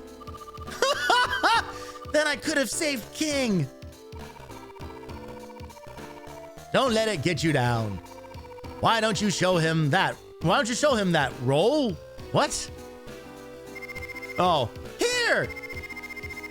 It's a letter for you! You're going to a magic school for robots! A letter from who? Isn't this seal familiar to you? I'm sorry, is King work for Publishers Clearinghouse? Dear Mega Man, it took our battle for me to realize that I was wrong. From now on, I'd like to atone for my crimes against the people whom I caused such pain and suffering. I pledge my loyalty to world peace until the day that faith of the robots is restored. If we were to meet again, I hope it will be as friends and not of enemies. Your friend, King. No period. He's Gen Z. King is alive? I wish him the best of luck.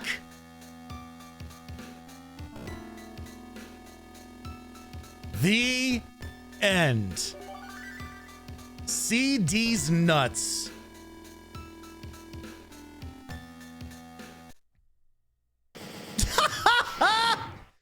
You don't even get like the dignity of like a save game, I guess. I imagine that I imagine like the CD collection may be like tied to the cartridge itself, maybe, or something, but there you go. It took about as long as I expected, but officially, finally, Mega Man and Bass finished. And thank God for that.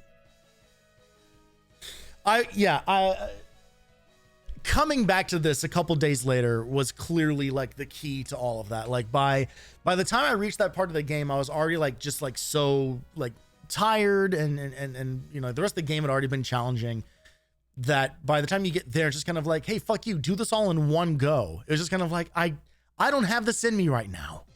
I can't do what you're asking me to do, Mega Man. It's not gonna happen. So yeah, coming back to this day later, did it in a little over an hour. I am satisfied with that. I have no complaints. I mean, I have complaints about the game. It shouldn't be that way. It shouldn't be like that. It really shouldn't be set up the way that it is. The game not having E-tanks sucks ass. The part where if you want to like reliably restore your health between all of those boss fights, just stand in place and wait an agonizing amount of time for your health to refill, you know. Credit where it's due, they did put like plenty of places in between that boss rush where you can refill all your energy, refill all your health and everything if you just farm enemies. Like I will say, like this game does have one of the better enemy item drop rates that we've seen across this entire franchise. There are some where the game just kind of like forgets that enemies can drop things for you. By and large, like, is this the worst of the Mega Man games? No. Is it the worst of the handheld games? No. Is it the worst of game that was on the Super Nintendo that then got ported to one of the handhelds? Still no. Because none of the other games, including this one, had a boss that, without explanation, disables your ability to jump and or shoot, and then fires undodgeable attacks at you. Mega Man Extreme 2 will forever be on my shit list. Very much the worst experience out of all of them. Far and away. And in a way that is such a bummer. You know, it is a bummer in the same way that a lot of these games have been, but very much in the same way that, you know, like 3 was both the NES and the Game Boy version of 3, where it's just, for whatever reason, they design a really, really good, really fun and engaging game for half of it. And then they just throw all of that out the window. They just throw all the solid design and and truly, and maybe this is a little bit more pointed than it means to be. And, you know, social media just makes everything feel like personal, but it feels like they throw out like the goodwill that they have created, like with their player, in the design decisions that they make. Like, it's mind-boggling, like how aggressive the difficulty becomes in these games. And I talked about this before, like, you know, it's not, the difficulty is not what I come to the Mega Man games for. The challenge I come to the games for, but not like the broken ass difficulty, you know? And that's why Mega Man 9 like is so disappointing, and is so frustrating, because they released a numbered Mega Man game after like a decade of there not being one, maybe even longer than that. And 1000% leaned into all the wrong things about it. And then, credit where it's due, made good on it with 10.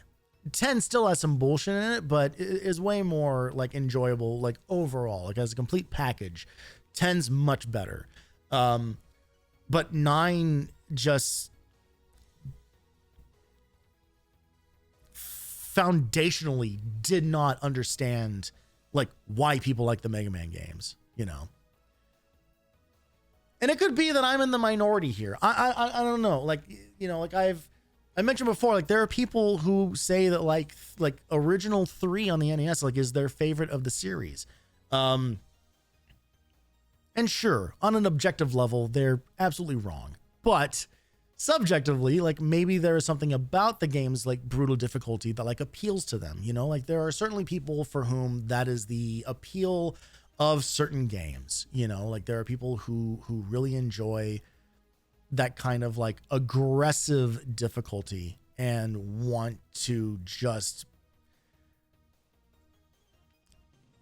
there's something about like the feeling of like accomplishment of beating something that like wants you dead, right? You know, obviously any like FromSoft game, you know, like there is a certain audience of people for whom that's all they want. And if the game dares to make anything even slightly easier or more convenient, then they've betrayed the fans entirely. And like, I mean, fuck those people. But and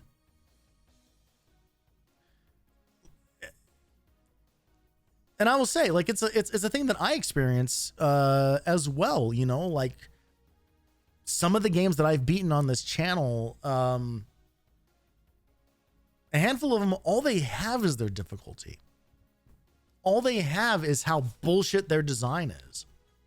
And unfortunately for me, they were games that I played during my childhood. So I have now decreed myself responsible for finishing them, you know? So the Journey to Silius's, the Adventure Islands, the Street Fighter 2010s, like all of these games that just have like really dog shit difficulty in them, you know, like absolutely I do feel a sense of accomplishment like beating those, but I feels like I am beating them in spite of themselves and in spite of myself, because I'm not having fun when I do it, you know. And then on the flip side, you have games that funnily enough are like known or have the reputation of being extremely difficult, but kind of aren't, and they're actually a lot more straightforward than you think. The Contra games like leap to mind on that, like both original Contra and Super C, both those NES games. Super C especially is actually a lot easier than the first game, and I think what it is that they are challenging games, but they're not unfair, you know. In most cases, there's going to be a handful of you know, enemy encounters or level traps or whatever that are going to be a little bit unfair because they are still being developed in the mindset of like arcade games and stuff like that. But by and large, if you just play those games a little slower than you think you should, you're gonna breeze right through them, you know. And I think that speaks more to just like how well designed they are. Like games that are well designed feel difficult, feel hard, maybe aren't as difficult as you think they are, and by playing more of it, you naturally become better at the game in a way that doesn't feel like you are stretching the limitations of your ability as a human being, you know, like that is like on the flip side of watching like a Tetris Grandmaster or one of those like crazy kids on fucking is it Beat Mania or Step Mania or whatever, you know, where they're playing 5,000 BPM songs and getting 100% clears and stuff. Like that stuff is like crossing into a certain degree of like unique specialized ability, or even like Kaizo Mario stuff. Like those are very specific skill sets, and those are very specific types of challenges. And I think the vast majority of gamers do not come to games for that. Like we come to games for fun. We come to have like a little bit of challenge, but mostly like we come to like lose ourselves in the adventure of things, you know, sometimes lose ourselves in the mindlessness of stuff. I'm playing a game on my fucking Steam Deck right now where what you do is you organize books in a library. You think I'm joking. I'm not. That's literally what the game is. And you know what? It's kind of relaxing and it is mindless. I've unlocked abilities that have completely broken the game loop because now it basically plays itself. Like it is, you can almost turn it into like an idle game. But I'm enjoying it because there is something weirdly engaging about it, you know? And if it was the kind of thing where it was like really, really specifically difficult, just kind of like, not only do you need to figure out where all these books go, but then you need to like sort them because you basically do have to sort them like by like 1 through 10, you know, but like, that's it. You know, it was like, no, you have to like open these books and like read them and like cross-reference them with whatever. Like you could really there's a version of that game that could really get in the weeds about it and can make things really complicated. And it doesn't. And that makes it fun for some mindless gaming, like at the end of the night when all I want to do is just kind of like turn my brain off and just put some books on the shelves. And that can go in the other direction too, you know, like when we played Retro Rewind, the video store simulator. One of the things that I said that I wish that they had done was that they had made it a more involved process of the actual rental process, making that more involved. Everything else is fine. They can keep the simple thing of like buying new shelves and buying new snack machines, you know, and putting up your displays and everything. All of that can be kept very like straightforward and very kind of like, yeah, you know, there's not really a lot of thought that goes into this, but you know, you can arrange the store to look how you like. But I would have loved it if they had designed it so that the actual rental part of the process was the focus of the game, right? Because Retro Rewind ended up being more of kind of like just like a vibes kind of thing. And on, you know, on that level, it is generally successful. I don't think it nails it 100%. You know, it's in some ways it very much comes off as a game developed by people who did not grow up in the era that they are trying to call back to. And I think that has a lot to do with just kind of like how generic a lot of like the art style and everything is for it. But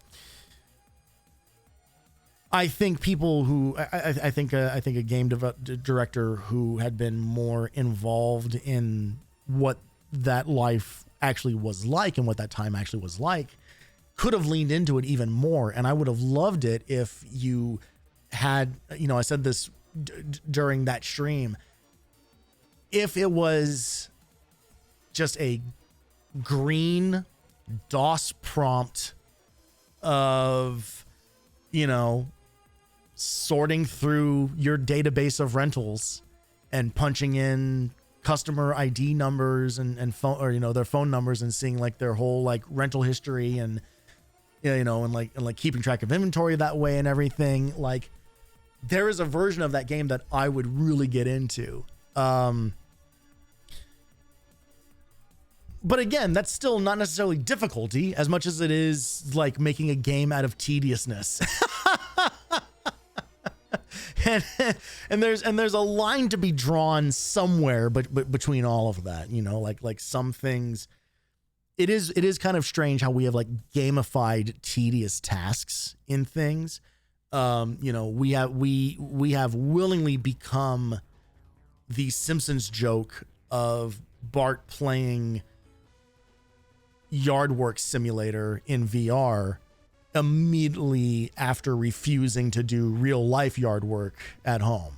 You know, now we, you know, Power Wash Simulator and Retro Rewind and I'm a Bee Simulator, you know, like we have we have, you know, gamified so many of like these like basic tasks in our lives. And I think that I don't know like what, if there's a way to like explain why any of that exists in the first place. But I think part of what makes it so fucking popular is the same appeal that has always been the appeal of games, is that there is some degree of escapism in it. And maybe it has something more to do with the fact that I think literally every human being born in the last 20 years just has ADHD now because of just how overstimulating the entire world is. There is something oddly relaxing about completing a series of tasks in a no pressure environment.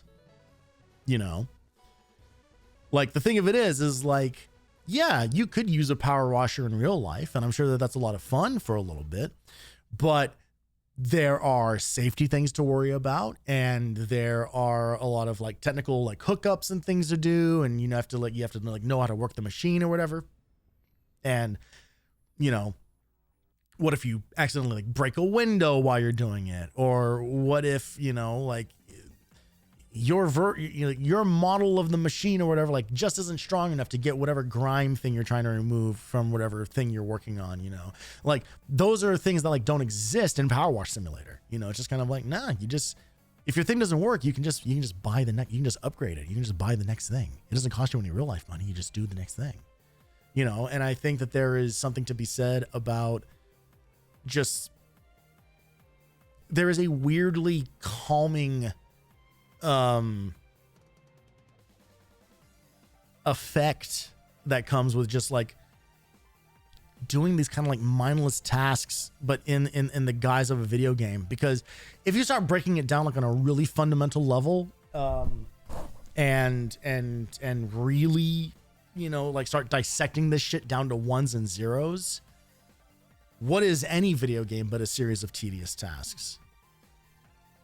Is Mega Man all that different from Power Washing Simulator?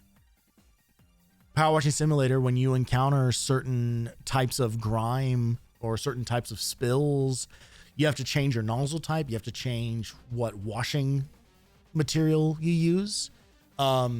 Is that any different from swapping between your Mega Buster or Metal Blade or Leaf Shield? You know, like you can really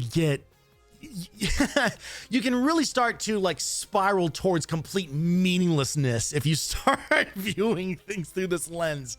But I think there is a nugget of truth underneath all of that, is like ultimately like games are about accomplishing a goal. And I think that is, for as much as we say that it is about escapism, you know, and I literally just said it was about escapism and about getting like lost in an adventure. But every adventure has a goal. Every adventure has an end to it. Every adventure has some sort of meaning that we apply to it. And maybe that gets applied in the game's script and the characters outright tell you what that meaning is, or that meaning is whatever you put onto it because this is the thing that you enjoy doing, you know, like I don't think it's an accident that things like Animal Crossing and Stardew Valley and Pokopia, you know, like, or Tamagotchi Life, like, it's no accident that these games become like wildly popular and wildly successful, because it speaks to an audience who maybe wants to get involved in other games, but they get filtered by the demand of the difficulty, you know, like the speed at which they would need to engage with a video game is more than they are willing to put into it. But you slow it way the fuck down and you make it about organizing flowers instead of, you know, countering a giant fucking Japanese snake monster, or a gorilla that you decapitate and then it still attacks you anyway. You know, like I'm saying Sekiro and Stardew Valley are the same video game. Ultimately, they're exactly the same experience. One just happens a lot faster than the other one. And on the subject of fast, we did get through Mega Man and Bass fairly decently quickly. And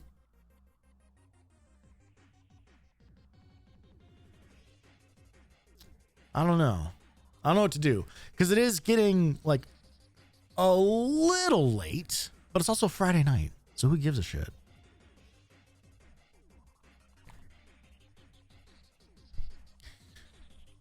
What if we went ahead and fired up Mega Man Powered Up? And maybe we'll just do like a couple of stages of that. I won't commit to doing the entire game tonight, because what I'm probably going to do is I'm probably going to come back on Monday, because I actually have Monday off. Yay, Memorial Day. Is that appropriate to say? Can you say yay, Memorial Day? I don't think you're supposed to. Yay, 3-day weekend, at least. And the plan is to clean that up, because then I got to get with Valeno. I assume that he has run out of internet time at his hotel tonight. But Valeno and I got to get together to discuss scheduling for Maverick Hunter X, which is the final game of Mega Man. And if we can knock it out next week, awesome. Otherwise, we may bleed into June. But then that's really rough on me, because I'm going to be in shows. So, ugh. So I want to make sure that I actually do get Powered Up done and completed, so that I don't have to worry about finishing it on another day that may have been better used playing Maverick Hunter. So let's get a head start on it right now. We can play for about, I don't know, like maybe an hour, if that. But let's just do it. So we are now jumping multiple generations at this point to the Sony PSP. Mega Man Powered Up came out in 2006, so this is now 4 years after the Game Boy Advance port of Mega Man and Bass. We are now entering the world of polygonal gaming. Mega Man Powered Up, if you don't know it, is basically a remake of Mega Man 1, like original Mega Man 1, but in chibi style 2.5D. The early to mid 2000s were an extremely, the mid 2000s more specifically, were an extremely popular time for the 2.5D graphical style. Everybody was fucking doing it, some to better success than others. I do think that the Mega Man games fared decently as far as the PSP stuff goes. You know, and then X8, obviously on the PS2, did a similar thing. But I remember playing this game, as a matter of fact. Like, I remember playing this game, in a weird way, I remember playing this game at work. I used to take my PSP to my previous job. I was there for 12 years. But I used to take my PSP to play like on lunch breaks and stuff. And that's actually how I played through all of Final Fantasy VIII, was on the PSP. But I definitely played Mega Man Powered Up as well. I think I've actually finished this but I don't remember it. By which I mean, I don't remember what the end of this game looks like. So in kind of a weird roundabout way, this game is kind of like pseudo back on the backlog, because I just don't recall what the hell happens in it. And I've also said before, like, you know, prior to the first Mega Man, I had never actually finished any Mega Man game. So I have to assume that that would have been true for Powered Up as well. But I'll stop rambling about what we're going to see, and instead, let's actively start seeing it. Let's head in to the world of PSP now.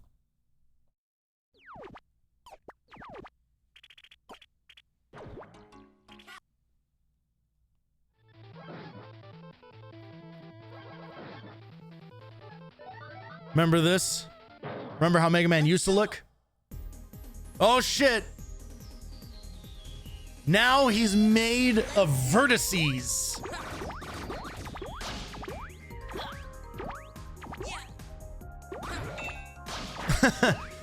and he talks. Must continue. And he has like a similar voice to Beautiful Joe, I feel like. I assume autosave should be on. God, I don't even remember.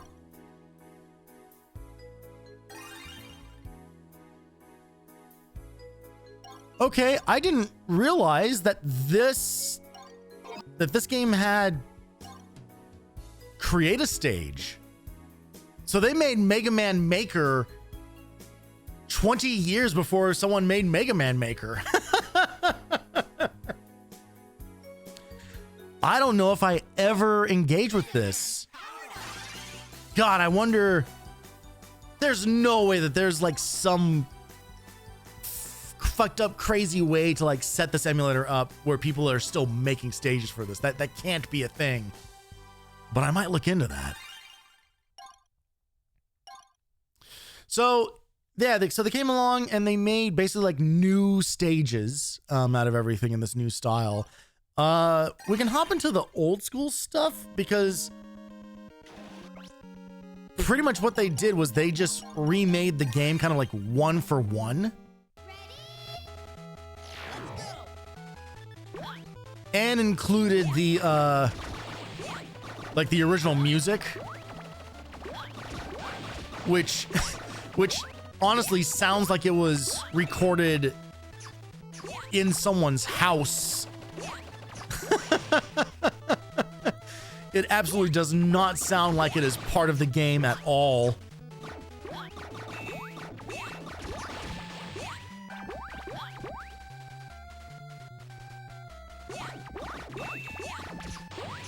But you can see that they matched it to the 4x3 layout and everything, you know, like as I recall, this is a fairly faithful like recreation, still in the same art style, but ultimately the same game, like as best as they could make it. But that's not what we're here for.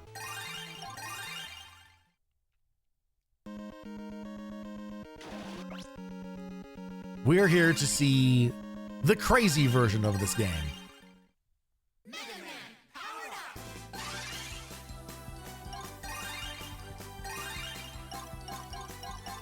So right out of the gate, it's just kind of like, all right, well, what difficulty level do you want? You know, so immediately different and multiple playable characters this time. Hey, Al. Sorry, streaming. Just want to say hi. Someone gifted me a sub. Never got a chance to give him a thank you. Thanks to whoever did. Well, thank you also to whoever did that. And thank you for stopping by and saying hi. Hope you're doing all right. Yeah, so you get to play as Cutman, Bombman, and Electman in this game, which is kind of awesome. They give Cutman wall kicks, Bomb Man can throw in different directions. Elect Man, I think, just has just his attack just permanently. You know, we're gonna do a regular Mega Man run. The year 2000X. But now we get like fucking like narration. Humans were able to create industrial humanoid robots. A helper robot by the name of Mega lived peacefully in the labs of the foremost authority in robotics, Dr. Light. But then, one day... Weird retcon to change his name to Mega. I've been looking all over for you, Mega. We've got a big problem. Ladies and gentlemen, your attention, please. The name's Wily, the one and only, the brilliant scientist, Dr. Wily. It may seem rather sudden to you. Yeah, I'll but I've decided lurk I'm away going and to take over the enjoy the time. We're gonna dig what I do not remember to be kind of kick-ass voice acting in this game. Dr. Light, I'll be taking your precious robots. Oh shit, he was in the TV. That is to say, what's this? Helper robot?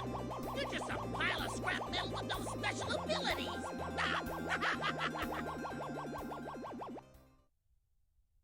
Our friends are in trouble, Mega. Let's hurry to the lab. All right, and away we go. So right away we get like this intro stage.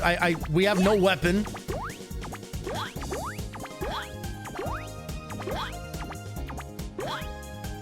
But oh man, like, so this game came out in 2006, but listen to like this PS1 era ass like music that they got in here.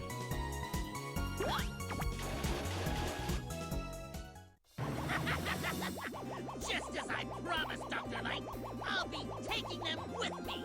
Stop, Dr. Wily. Stop, I say. Farewell. No, that's not the voice that Dr. Light has. We know what voice Dr. Light has. Stop, Dr. Wily. He doesn't pronounce his R's that way. What insanity! Using my robots to conquer the world. Professor, please, change me into a fighting robot. Mega? What are you saying, my child? Please, I really want to help everyone. Everyone just But I calling don't know if him, I'm strong enough yet.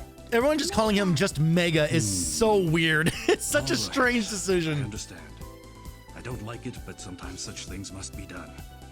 I must make the necessary preparations. Roll, could you please assist me? Yeah.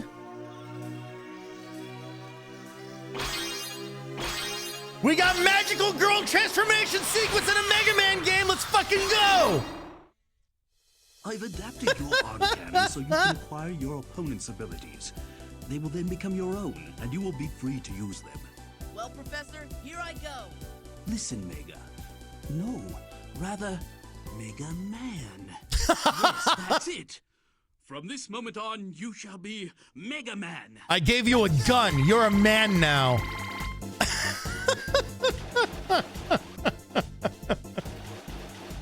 And then right into it. So here's the thing. I have not touched this game in ages. But it kind of kicks ass. I feel like this art style translates really, really well. It's very different. It is a very different look for this game by several measures. But they've added like all like the story stuff to it. Follow me. I don't have time to fool around with the likes of you. Like they kind of turned it into like it's almost like playing a cartoon. You can play with this.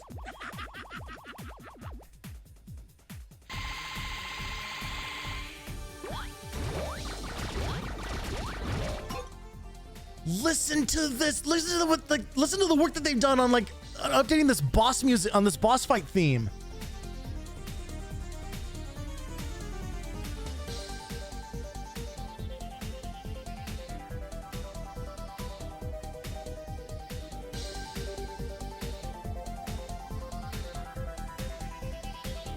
Yo, everyone has been sleeping on Mega Man Powered Up, myself included.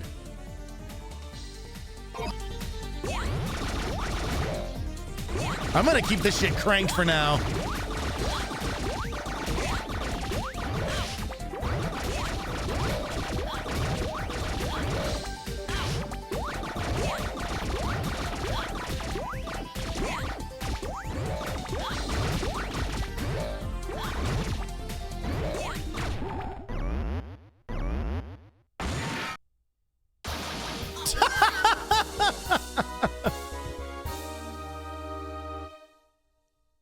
Awesome.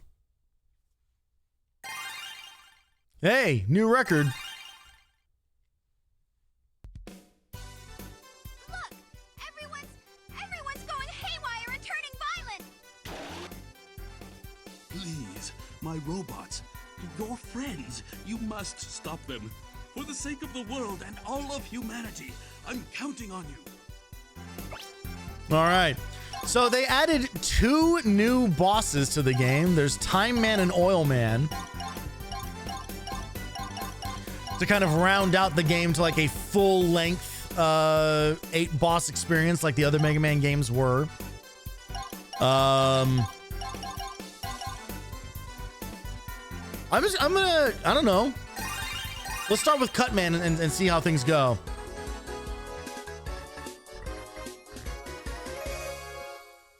I'll finish this.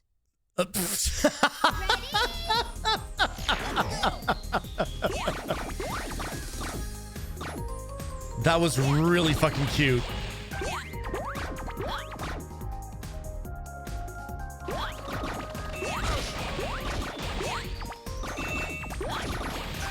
Yeah, it really, everything about the look of it, and especially this, like the quality of the music, it's very much Mega Man by way of Ape Escape.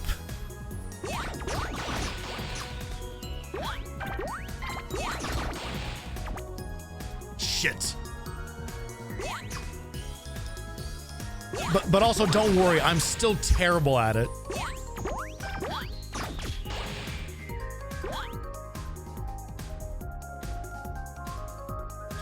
Yeah, they've added like new like collectibles.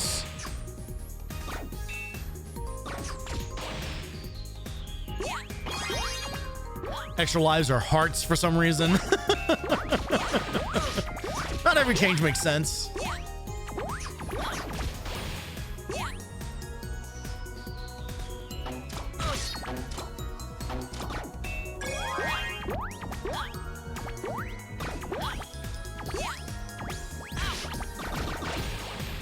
We do get checkpoints now, which basically didn't exist in the original Mega Man.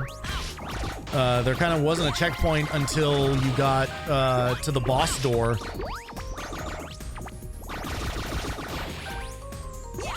And even then, in the first Mega Man game was the only one that did this, where there was actually like kind of like a little like challenge room to navigate before every boss.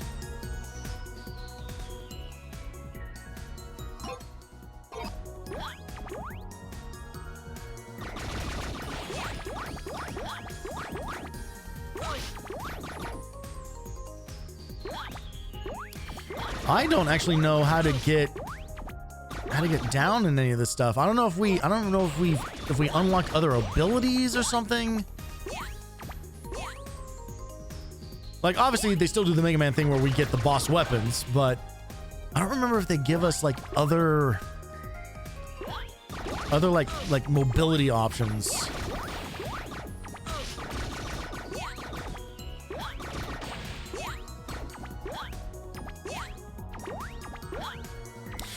Part of me actually feels like a little bad for playing this without Valeno present, because I don't think he might not know how much this game rules.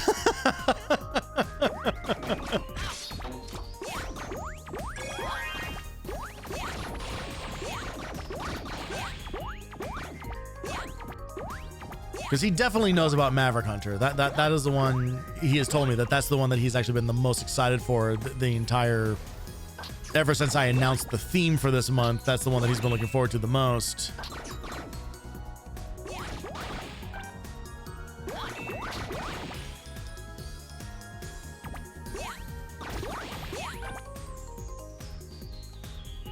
I also don't remember what all these like collectible wedges even do.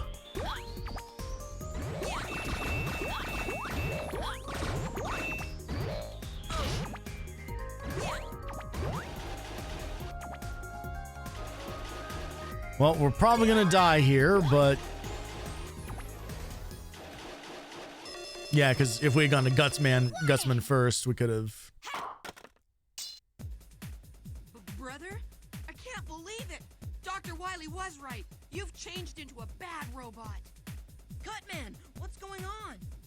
You're an evil fighting robot now. I'm gonna stop you, Mr. Mega Man, and make you good again. Cutting it up. Oh, but we thought he was the bad guy, but he thinks we're the bad guy. Oh my God. Everything in the world is just a matter of perspective. Ready?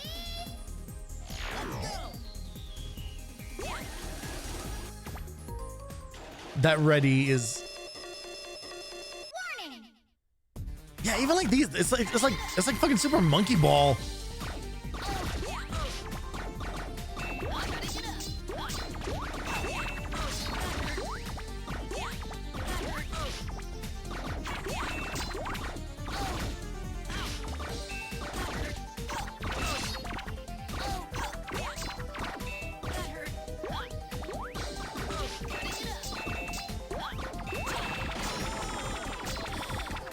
So they gave them all second phase, like super attacks, just like they do in X8.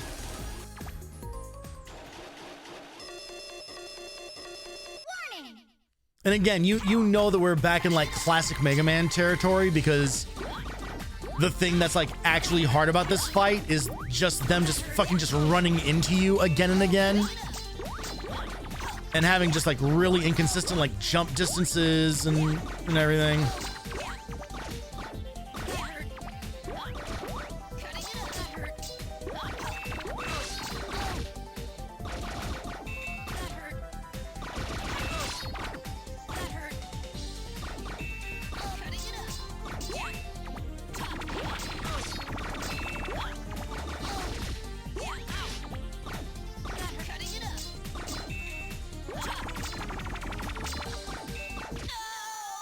Got him.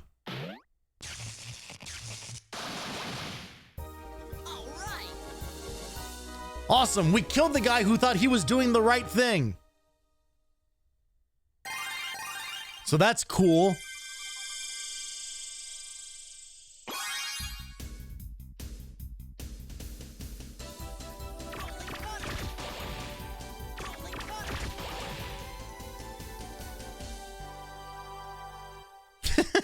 Yeah. You look so happy. Nice job. Keep up the good work. You did a great job killing that guy. Okay, so we can actually change characters kind of at will, I think. But I don't know if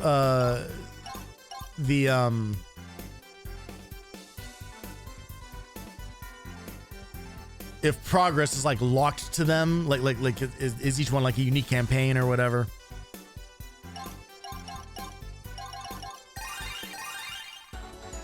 All right, on to Elecman.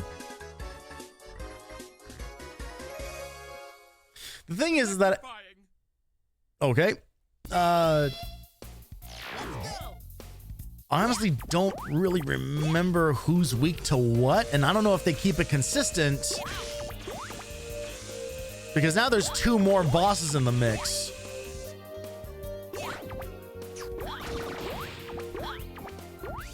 And it's entirely possible that they, like, made changes to who's weak to what. 1, to account for the new bosses, and 2, to kind of act as maybe like a little surprise for people who are, like, super familiar with the original game.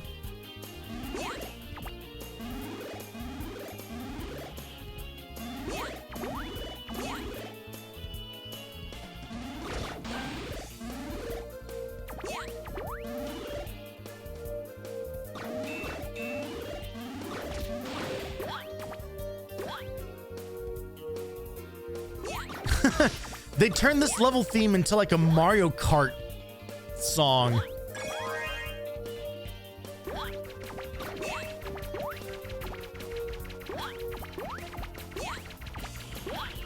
Look at the fun little, look at the way like they got like the way he like blinks when you jump on him and everything. Just like there's a lot of fun little touches in this.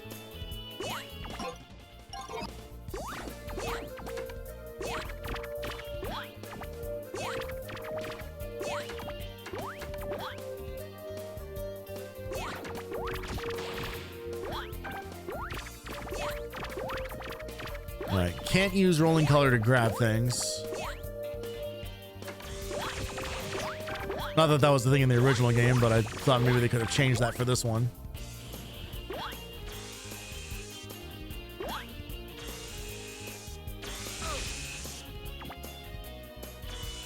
Well, I should have gone this way anyway to... I would like to try to gather some of these. Oh no, I can't go this way because the route is blocked. There's got...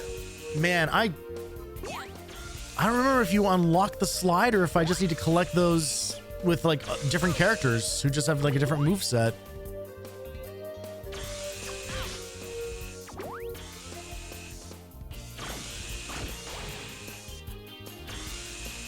Because it said that Cutman has the ability to do like wall kicks, but I don't know if any of them said that they can slide.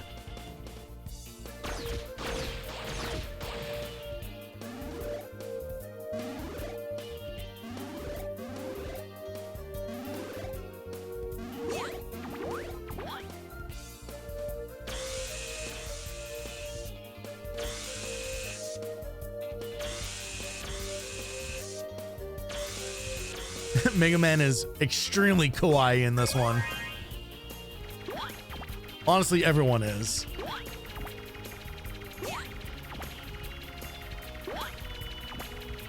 What's funny is I will admit, when I first saw this game, I really did not like the look of it. I've said before that I really do not gravitate to this kind of like 2.5D polygonal style thing, but this is honestly one of like the better uses of it.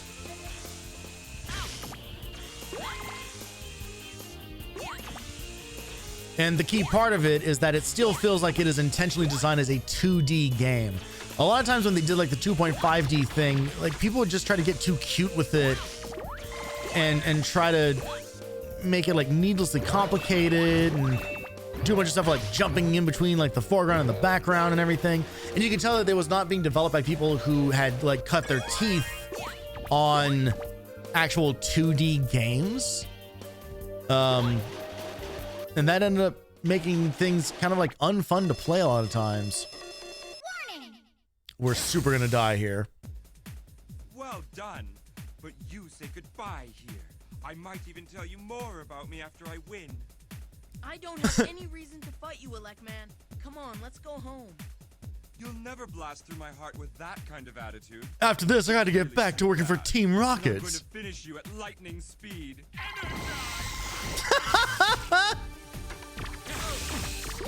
Oh, they did such a good job with the music in this game. God damn. Ready? Let's go! I mostly just want to hear the music track start up again. Warning!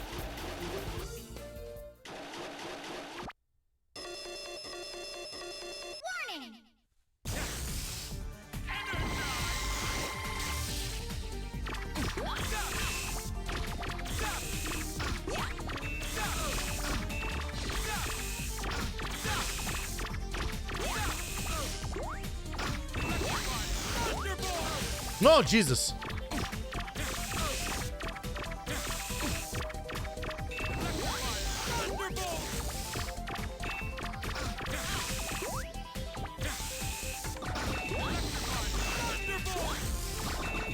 That's cool that they even gave the bosses like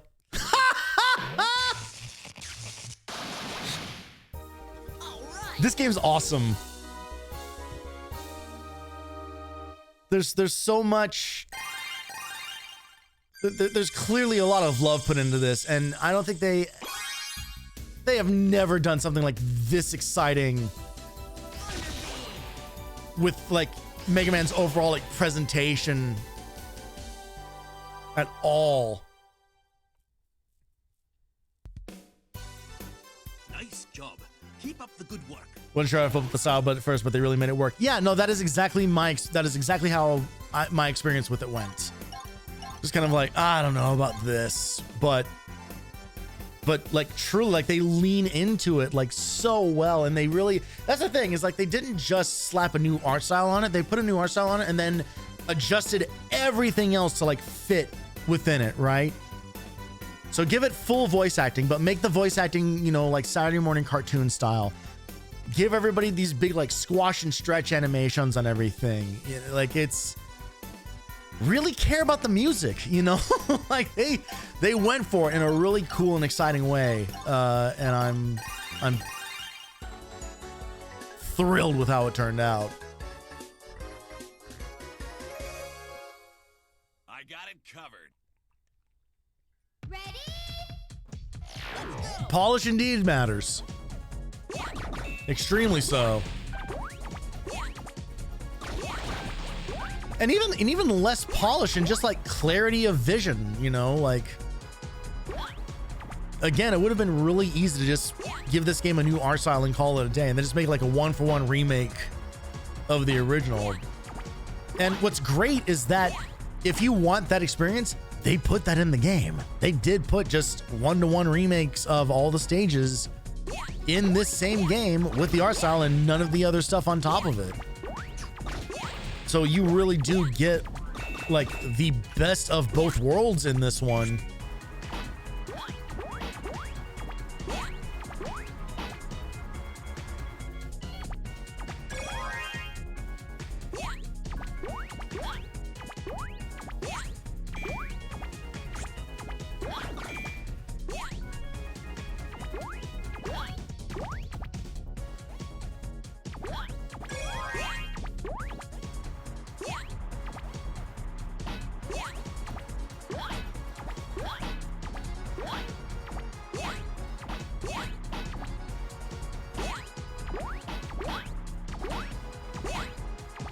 Oh shit! Fuck. I was not standing far enough to the right on that thing.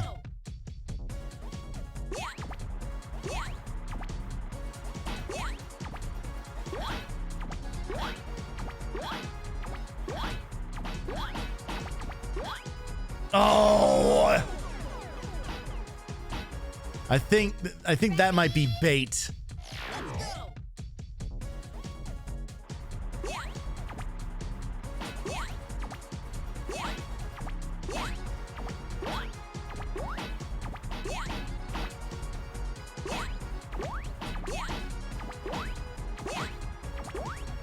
There we go.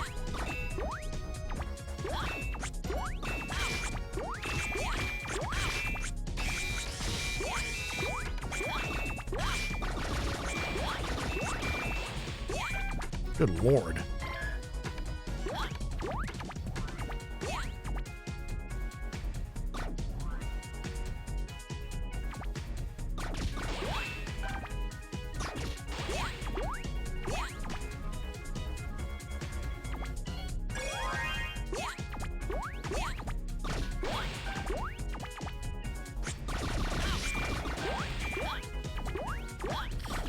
I sure hope that I managed to get some health back here, because it is going to be extremely difficult trying to do a fight here with like no health and no lives.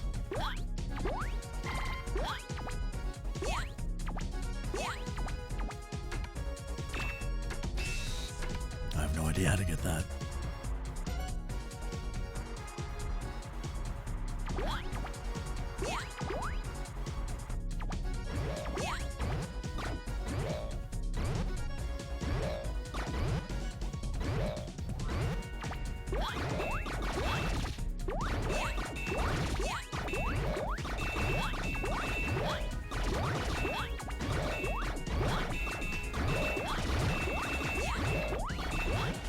Well, I was trying to kill that guy in the hopes he was going to drop a health item for me, but I couldn't even fucking hit him.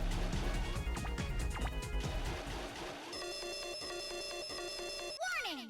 Gutsman is also weak to bomb. I don't know. I came to the wrong guy. I just realized Bomb Man is weak to electric. Don't belong here. Go home before you get hurt. Time to punch out and go home, Guts Man. You big idiot! What'll happen? I'm gonna take you down with me. Ready? That's the best line ever delivered in a Mega Man game.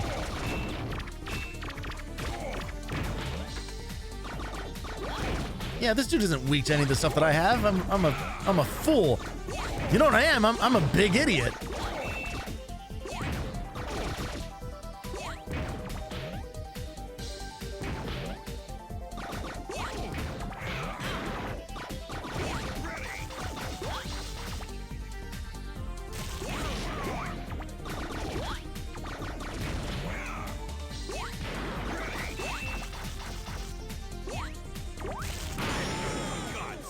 That's extremely difficult to dodge.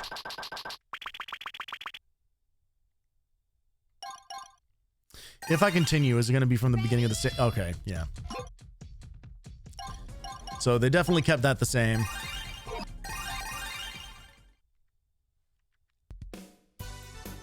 Welcome home!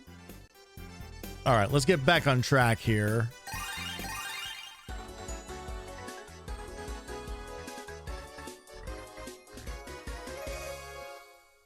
Time for a big bang. Ready? That's just a dude. Bomb Man is just voiced by just some guy.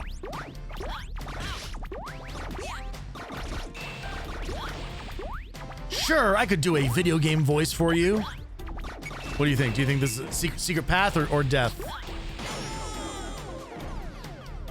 We had to find out. We had to find out. Ready?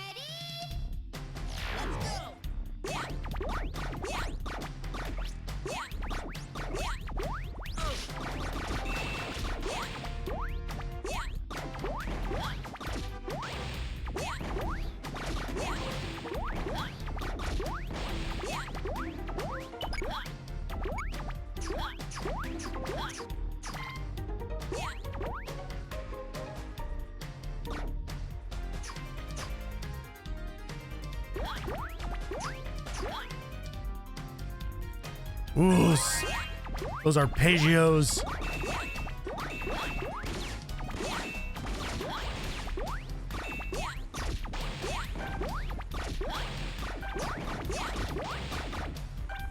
It is kind of funny that they kept in the score for whatever reason. Now, that's maybe like the one thing about the original that they could have done away with and no one would have missed it.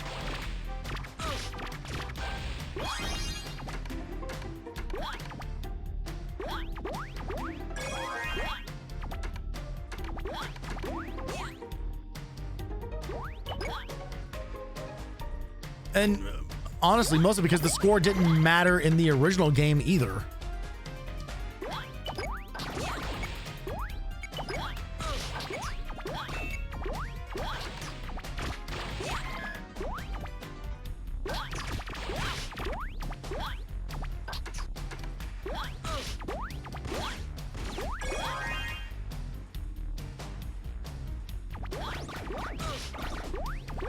Dang, those things got hops.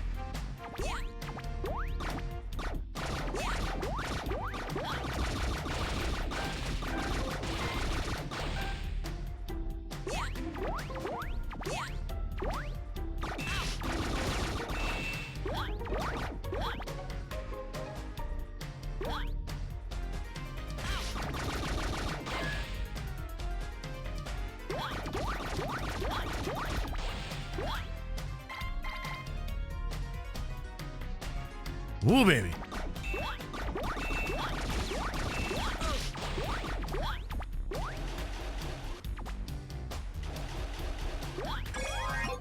I just realized that the stream title still probably says, yeah, it says Mega Man and Bass.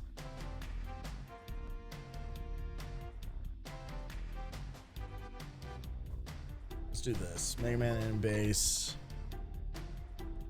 And power it up. You know, we don't want to be dishonest about what we're doing here tonight. Warning!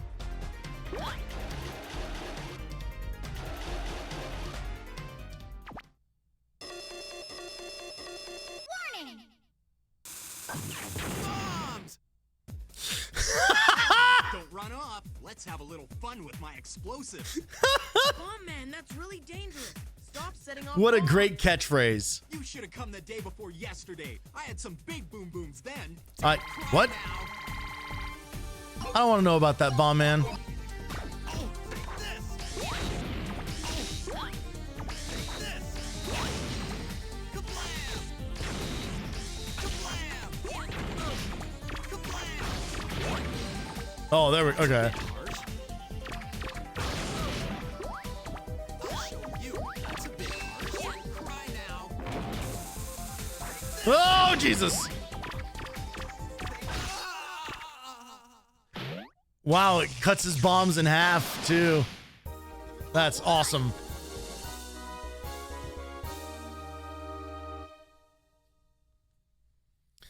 Kablam kind of sounds like good plan. It makes you think he's a gym bro coach. I mean, you heard him talking.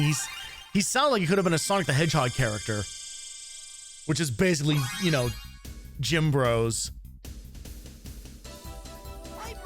Gym bros and idiots. The Sonic the Hedgehog cast. Yeah, it's adorable. Nice job. Keep up the good work. And genuinely like really fun. Like it feels great to play. All right, well let's go check out. Oh, you know, well now we have gut. I always want to say Gutsman. I can never say Gutsman. But we might as well wrap this up now that we have what I assume we have as weakness. All right, good start. Off to a great start. Ready?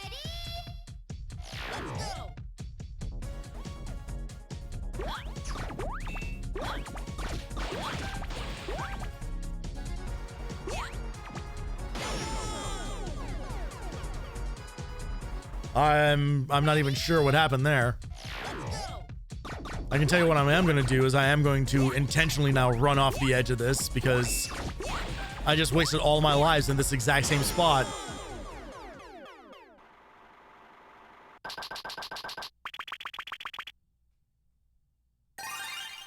Ready?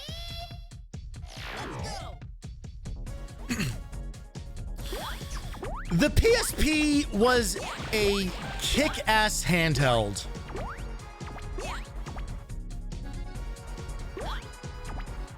And it is crazy what a what is happening? I think it's just getting too late in the evening. It is insane what a dog shit job they did on the follow-up with the Vita. Because fucking nobody bought that thing. And I'm pretty sure support for it lasted even less than the PSP did. The PSP definitely had like its issues, namely the part where they released 3 different versions of it. Not that you would necessarily know that. There weren't any like meaningful differences from version to version that would have been immediately obvious to anybody, right?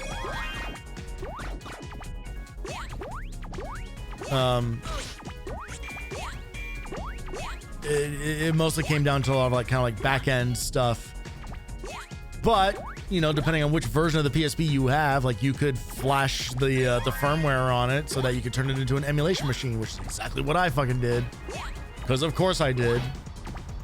I wanted to be able to play not just some PS1 games, but all of my PS1 games.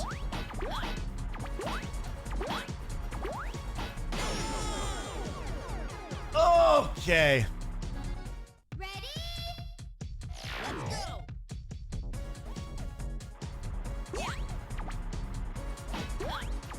I think I am just genuinely getting tired. All right. Lock in and finish the stage. And then we can finish the rest of this game another day. But I am glad that I fired this up, because even though finishing Mega Man and Base was already kind of like a high point, like, it is nice to then just come back to just a good game. I miss this feeling. I miss this feeling of when Mega Man games were fun.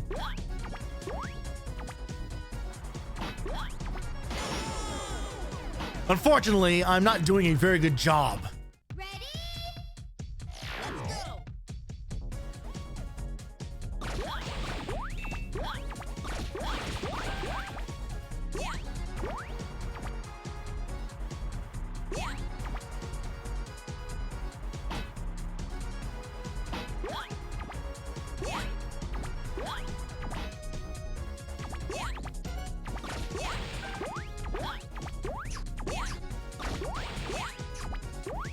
Maybe subconsciously I'm doing a bad job because I just want to hear the music more.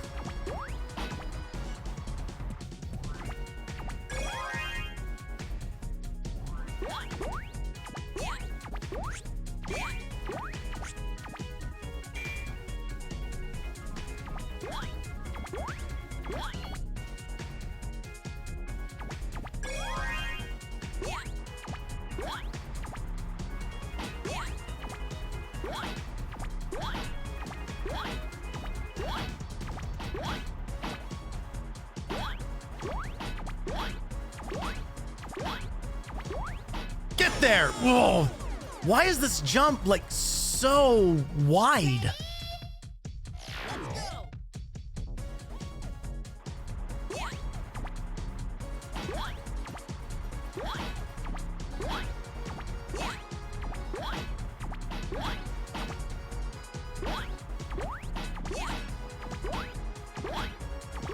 Get there! Thank you.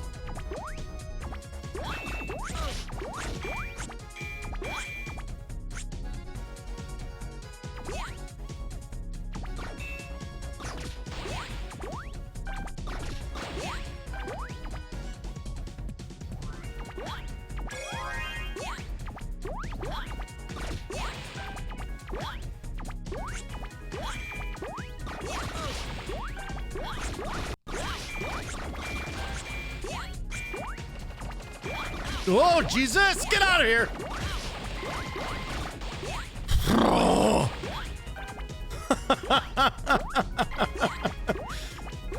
That is some generous iframes right there, baby.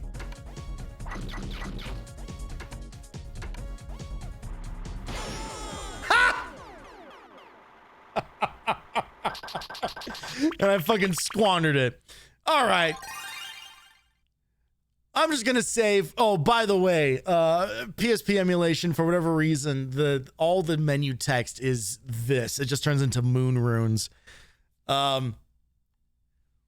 We will see more of this game on another night. I think it is just too late, and I am getting too old to keep throwing my head against these things, especially after I've already beaten one game tonight. Like, I'll be satisfied with the one.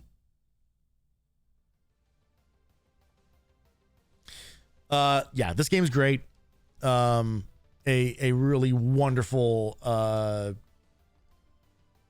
reimagining of a classic, and honestly, like, a great upgrade to a game that, by and large, you know, is kind of the weakest. You know, mostly just like on a pure just like design and technical level. I do think that, like, original OG Mega Man is, in fact, I had more fun with that one than I did in some of the other, like, numbered sequels. But a lot of that, I think, comes down to, like, personal preference and personal nostalgia, for sure. And there's a part of me that actually, like, appreciates the simplicity of the game compared to how just immediately they started getting more and more complicated. This does an amazing job of, like, updating it, and feeling it feels very modern, you know, like it is it's the same DNA, but with a fresh coat of paint. And again, just like a lot of love poured into it. And I think they did a phenomenal job on this. And this is Capcom. This is still Capcom, you know, like Capcom, they do make good games. They don't make good stories, but they also make really bad games, as we have seen. But when they care, when they really try, they can make some really fun stuff. So we will see more of this. Like I said, I'll be back on Monday night. I know I don't usually stream on Mondays, but it's my day. I get the holiday off, so might as well just take advantage of it. I'll still start in the evening so that it's not like completely weird for any of you guys who I know usually tune in, you know, around like evening time for these streams. But I'll start like a little earlier than I usually do. If for no other reason than to give, you know, toss the East Coasters a bone, because unfortunately they get left behind most times when I start at 10 p.m. their time most nights. But yeah, we'll wrap up Powered Up that night on Monday, and then I will let you guys know. Hopefully, I'll be able to tell you guys that night what the plan for the rest of the week will be, because yeah. Valena and I got to get together and we got to do one more game on the PSP to close out the month. So look forward to that. As always, you know the socials, you know the Discord, you know the places where you can find where things are happening. On the off chance you've been sitting here lurking and you don't know the Discord, there it is. Feel free to come join the Backlog Cabin. Would love to have you there. Talk about old video games, talk about music, talk about deals on Warhammer games that I'm never going to fucking play. Just a very chill zone for hanging out. It is primarily just a place where I just post all my special interests. So if you're interested in the things that I'm interested in, that is a place where you can go hang out and do that stuff. Let's get the heck on out of here. Let's see what people are up to tonight.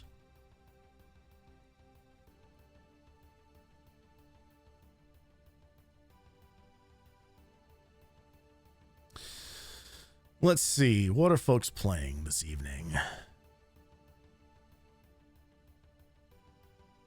Tell you what, man, I know this is going to be a weird thing to say considering that I stream also and that it's a normal thing for Twitch, but there are some people just, man, they just put in the grind. Oh shit. Aethel and Nan are still streaming. Is this still active? Is this still happening? Yeah, they're still in it. Okay. This is a very rare occasion. Let's go raid Aethel. Let's go raid Aethel and Nan. They're currently playing Elder Scrolls Online of all things. I was not able to catch the stream earlier today. They've been going for a little bit here. But yeah, we'll go raid the castle.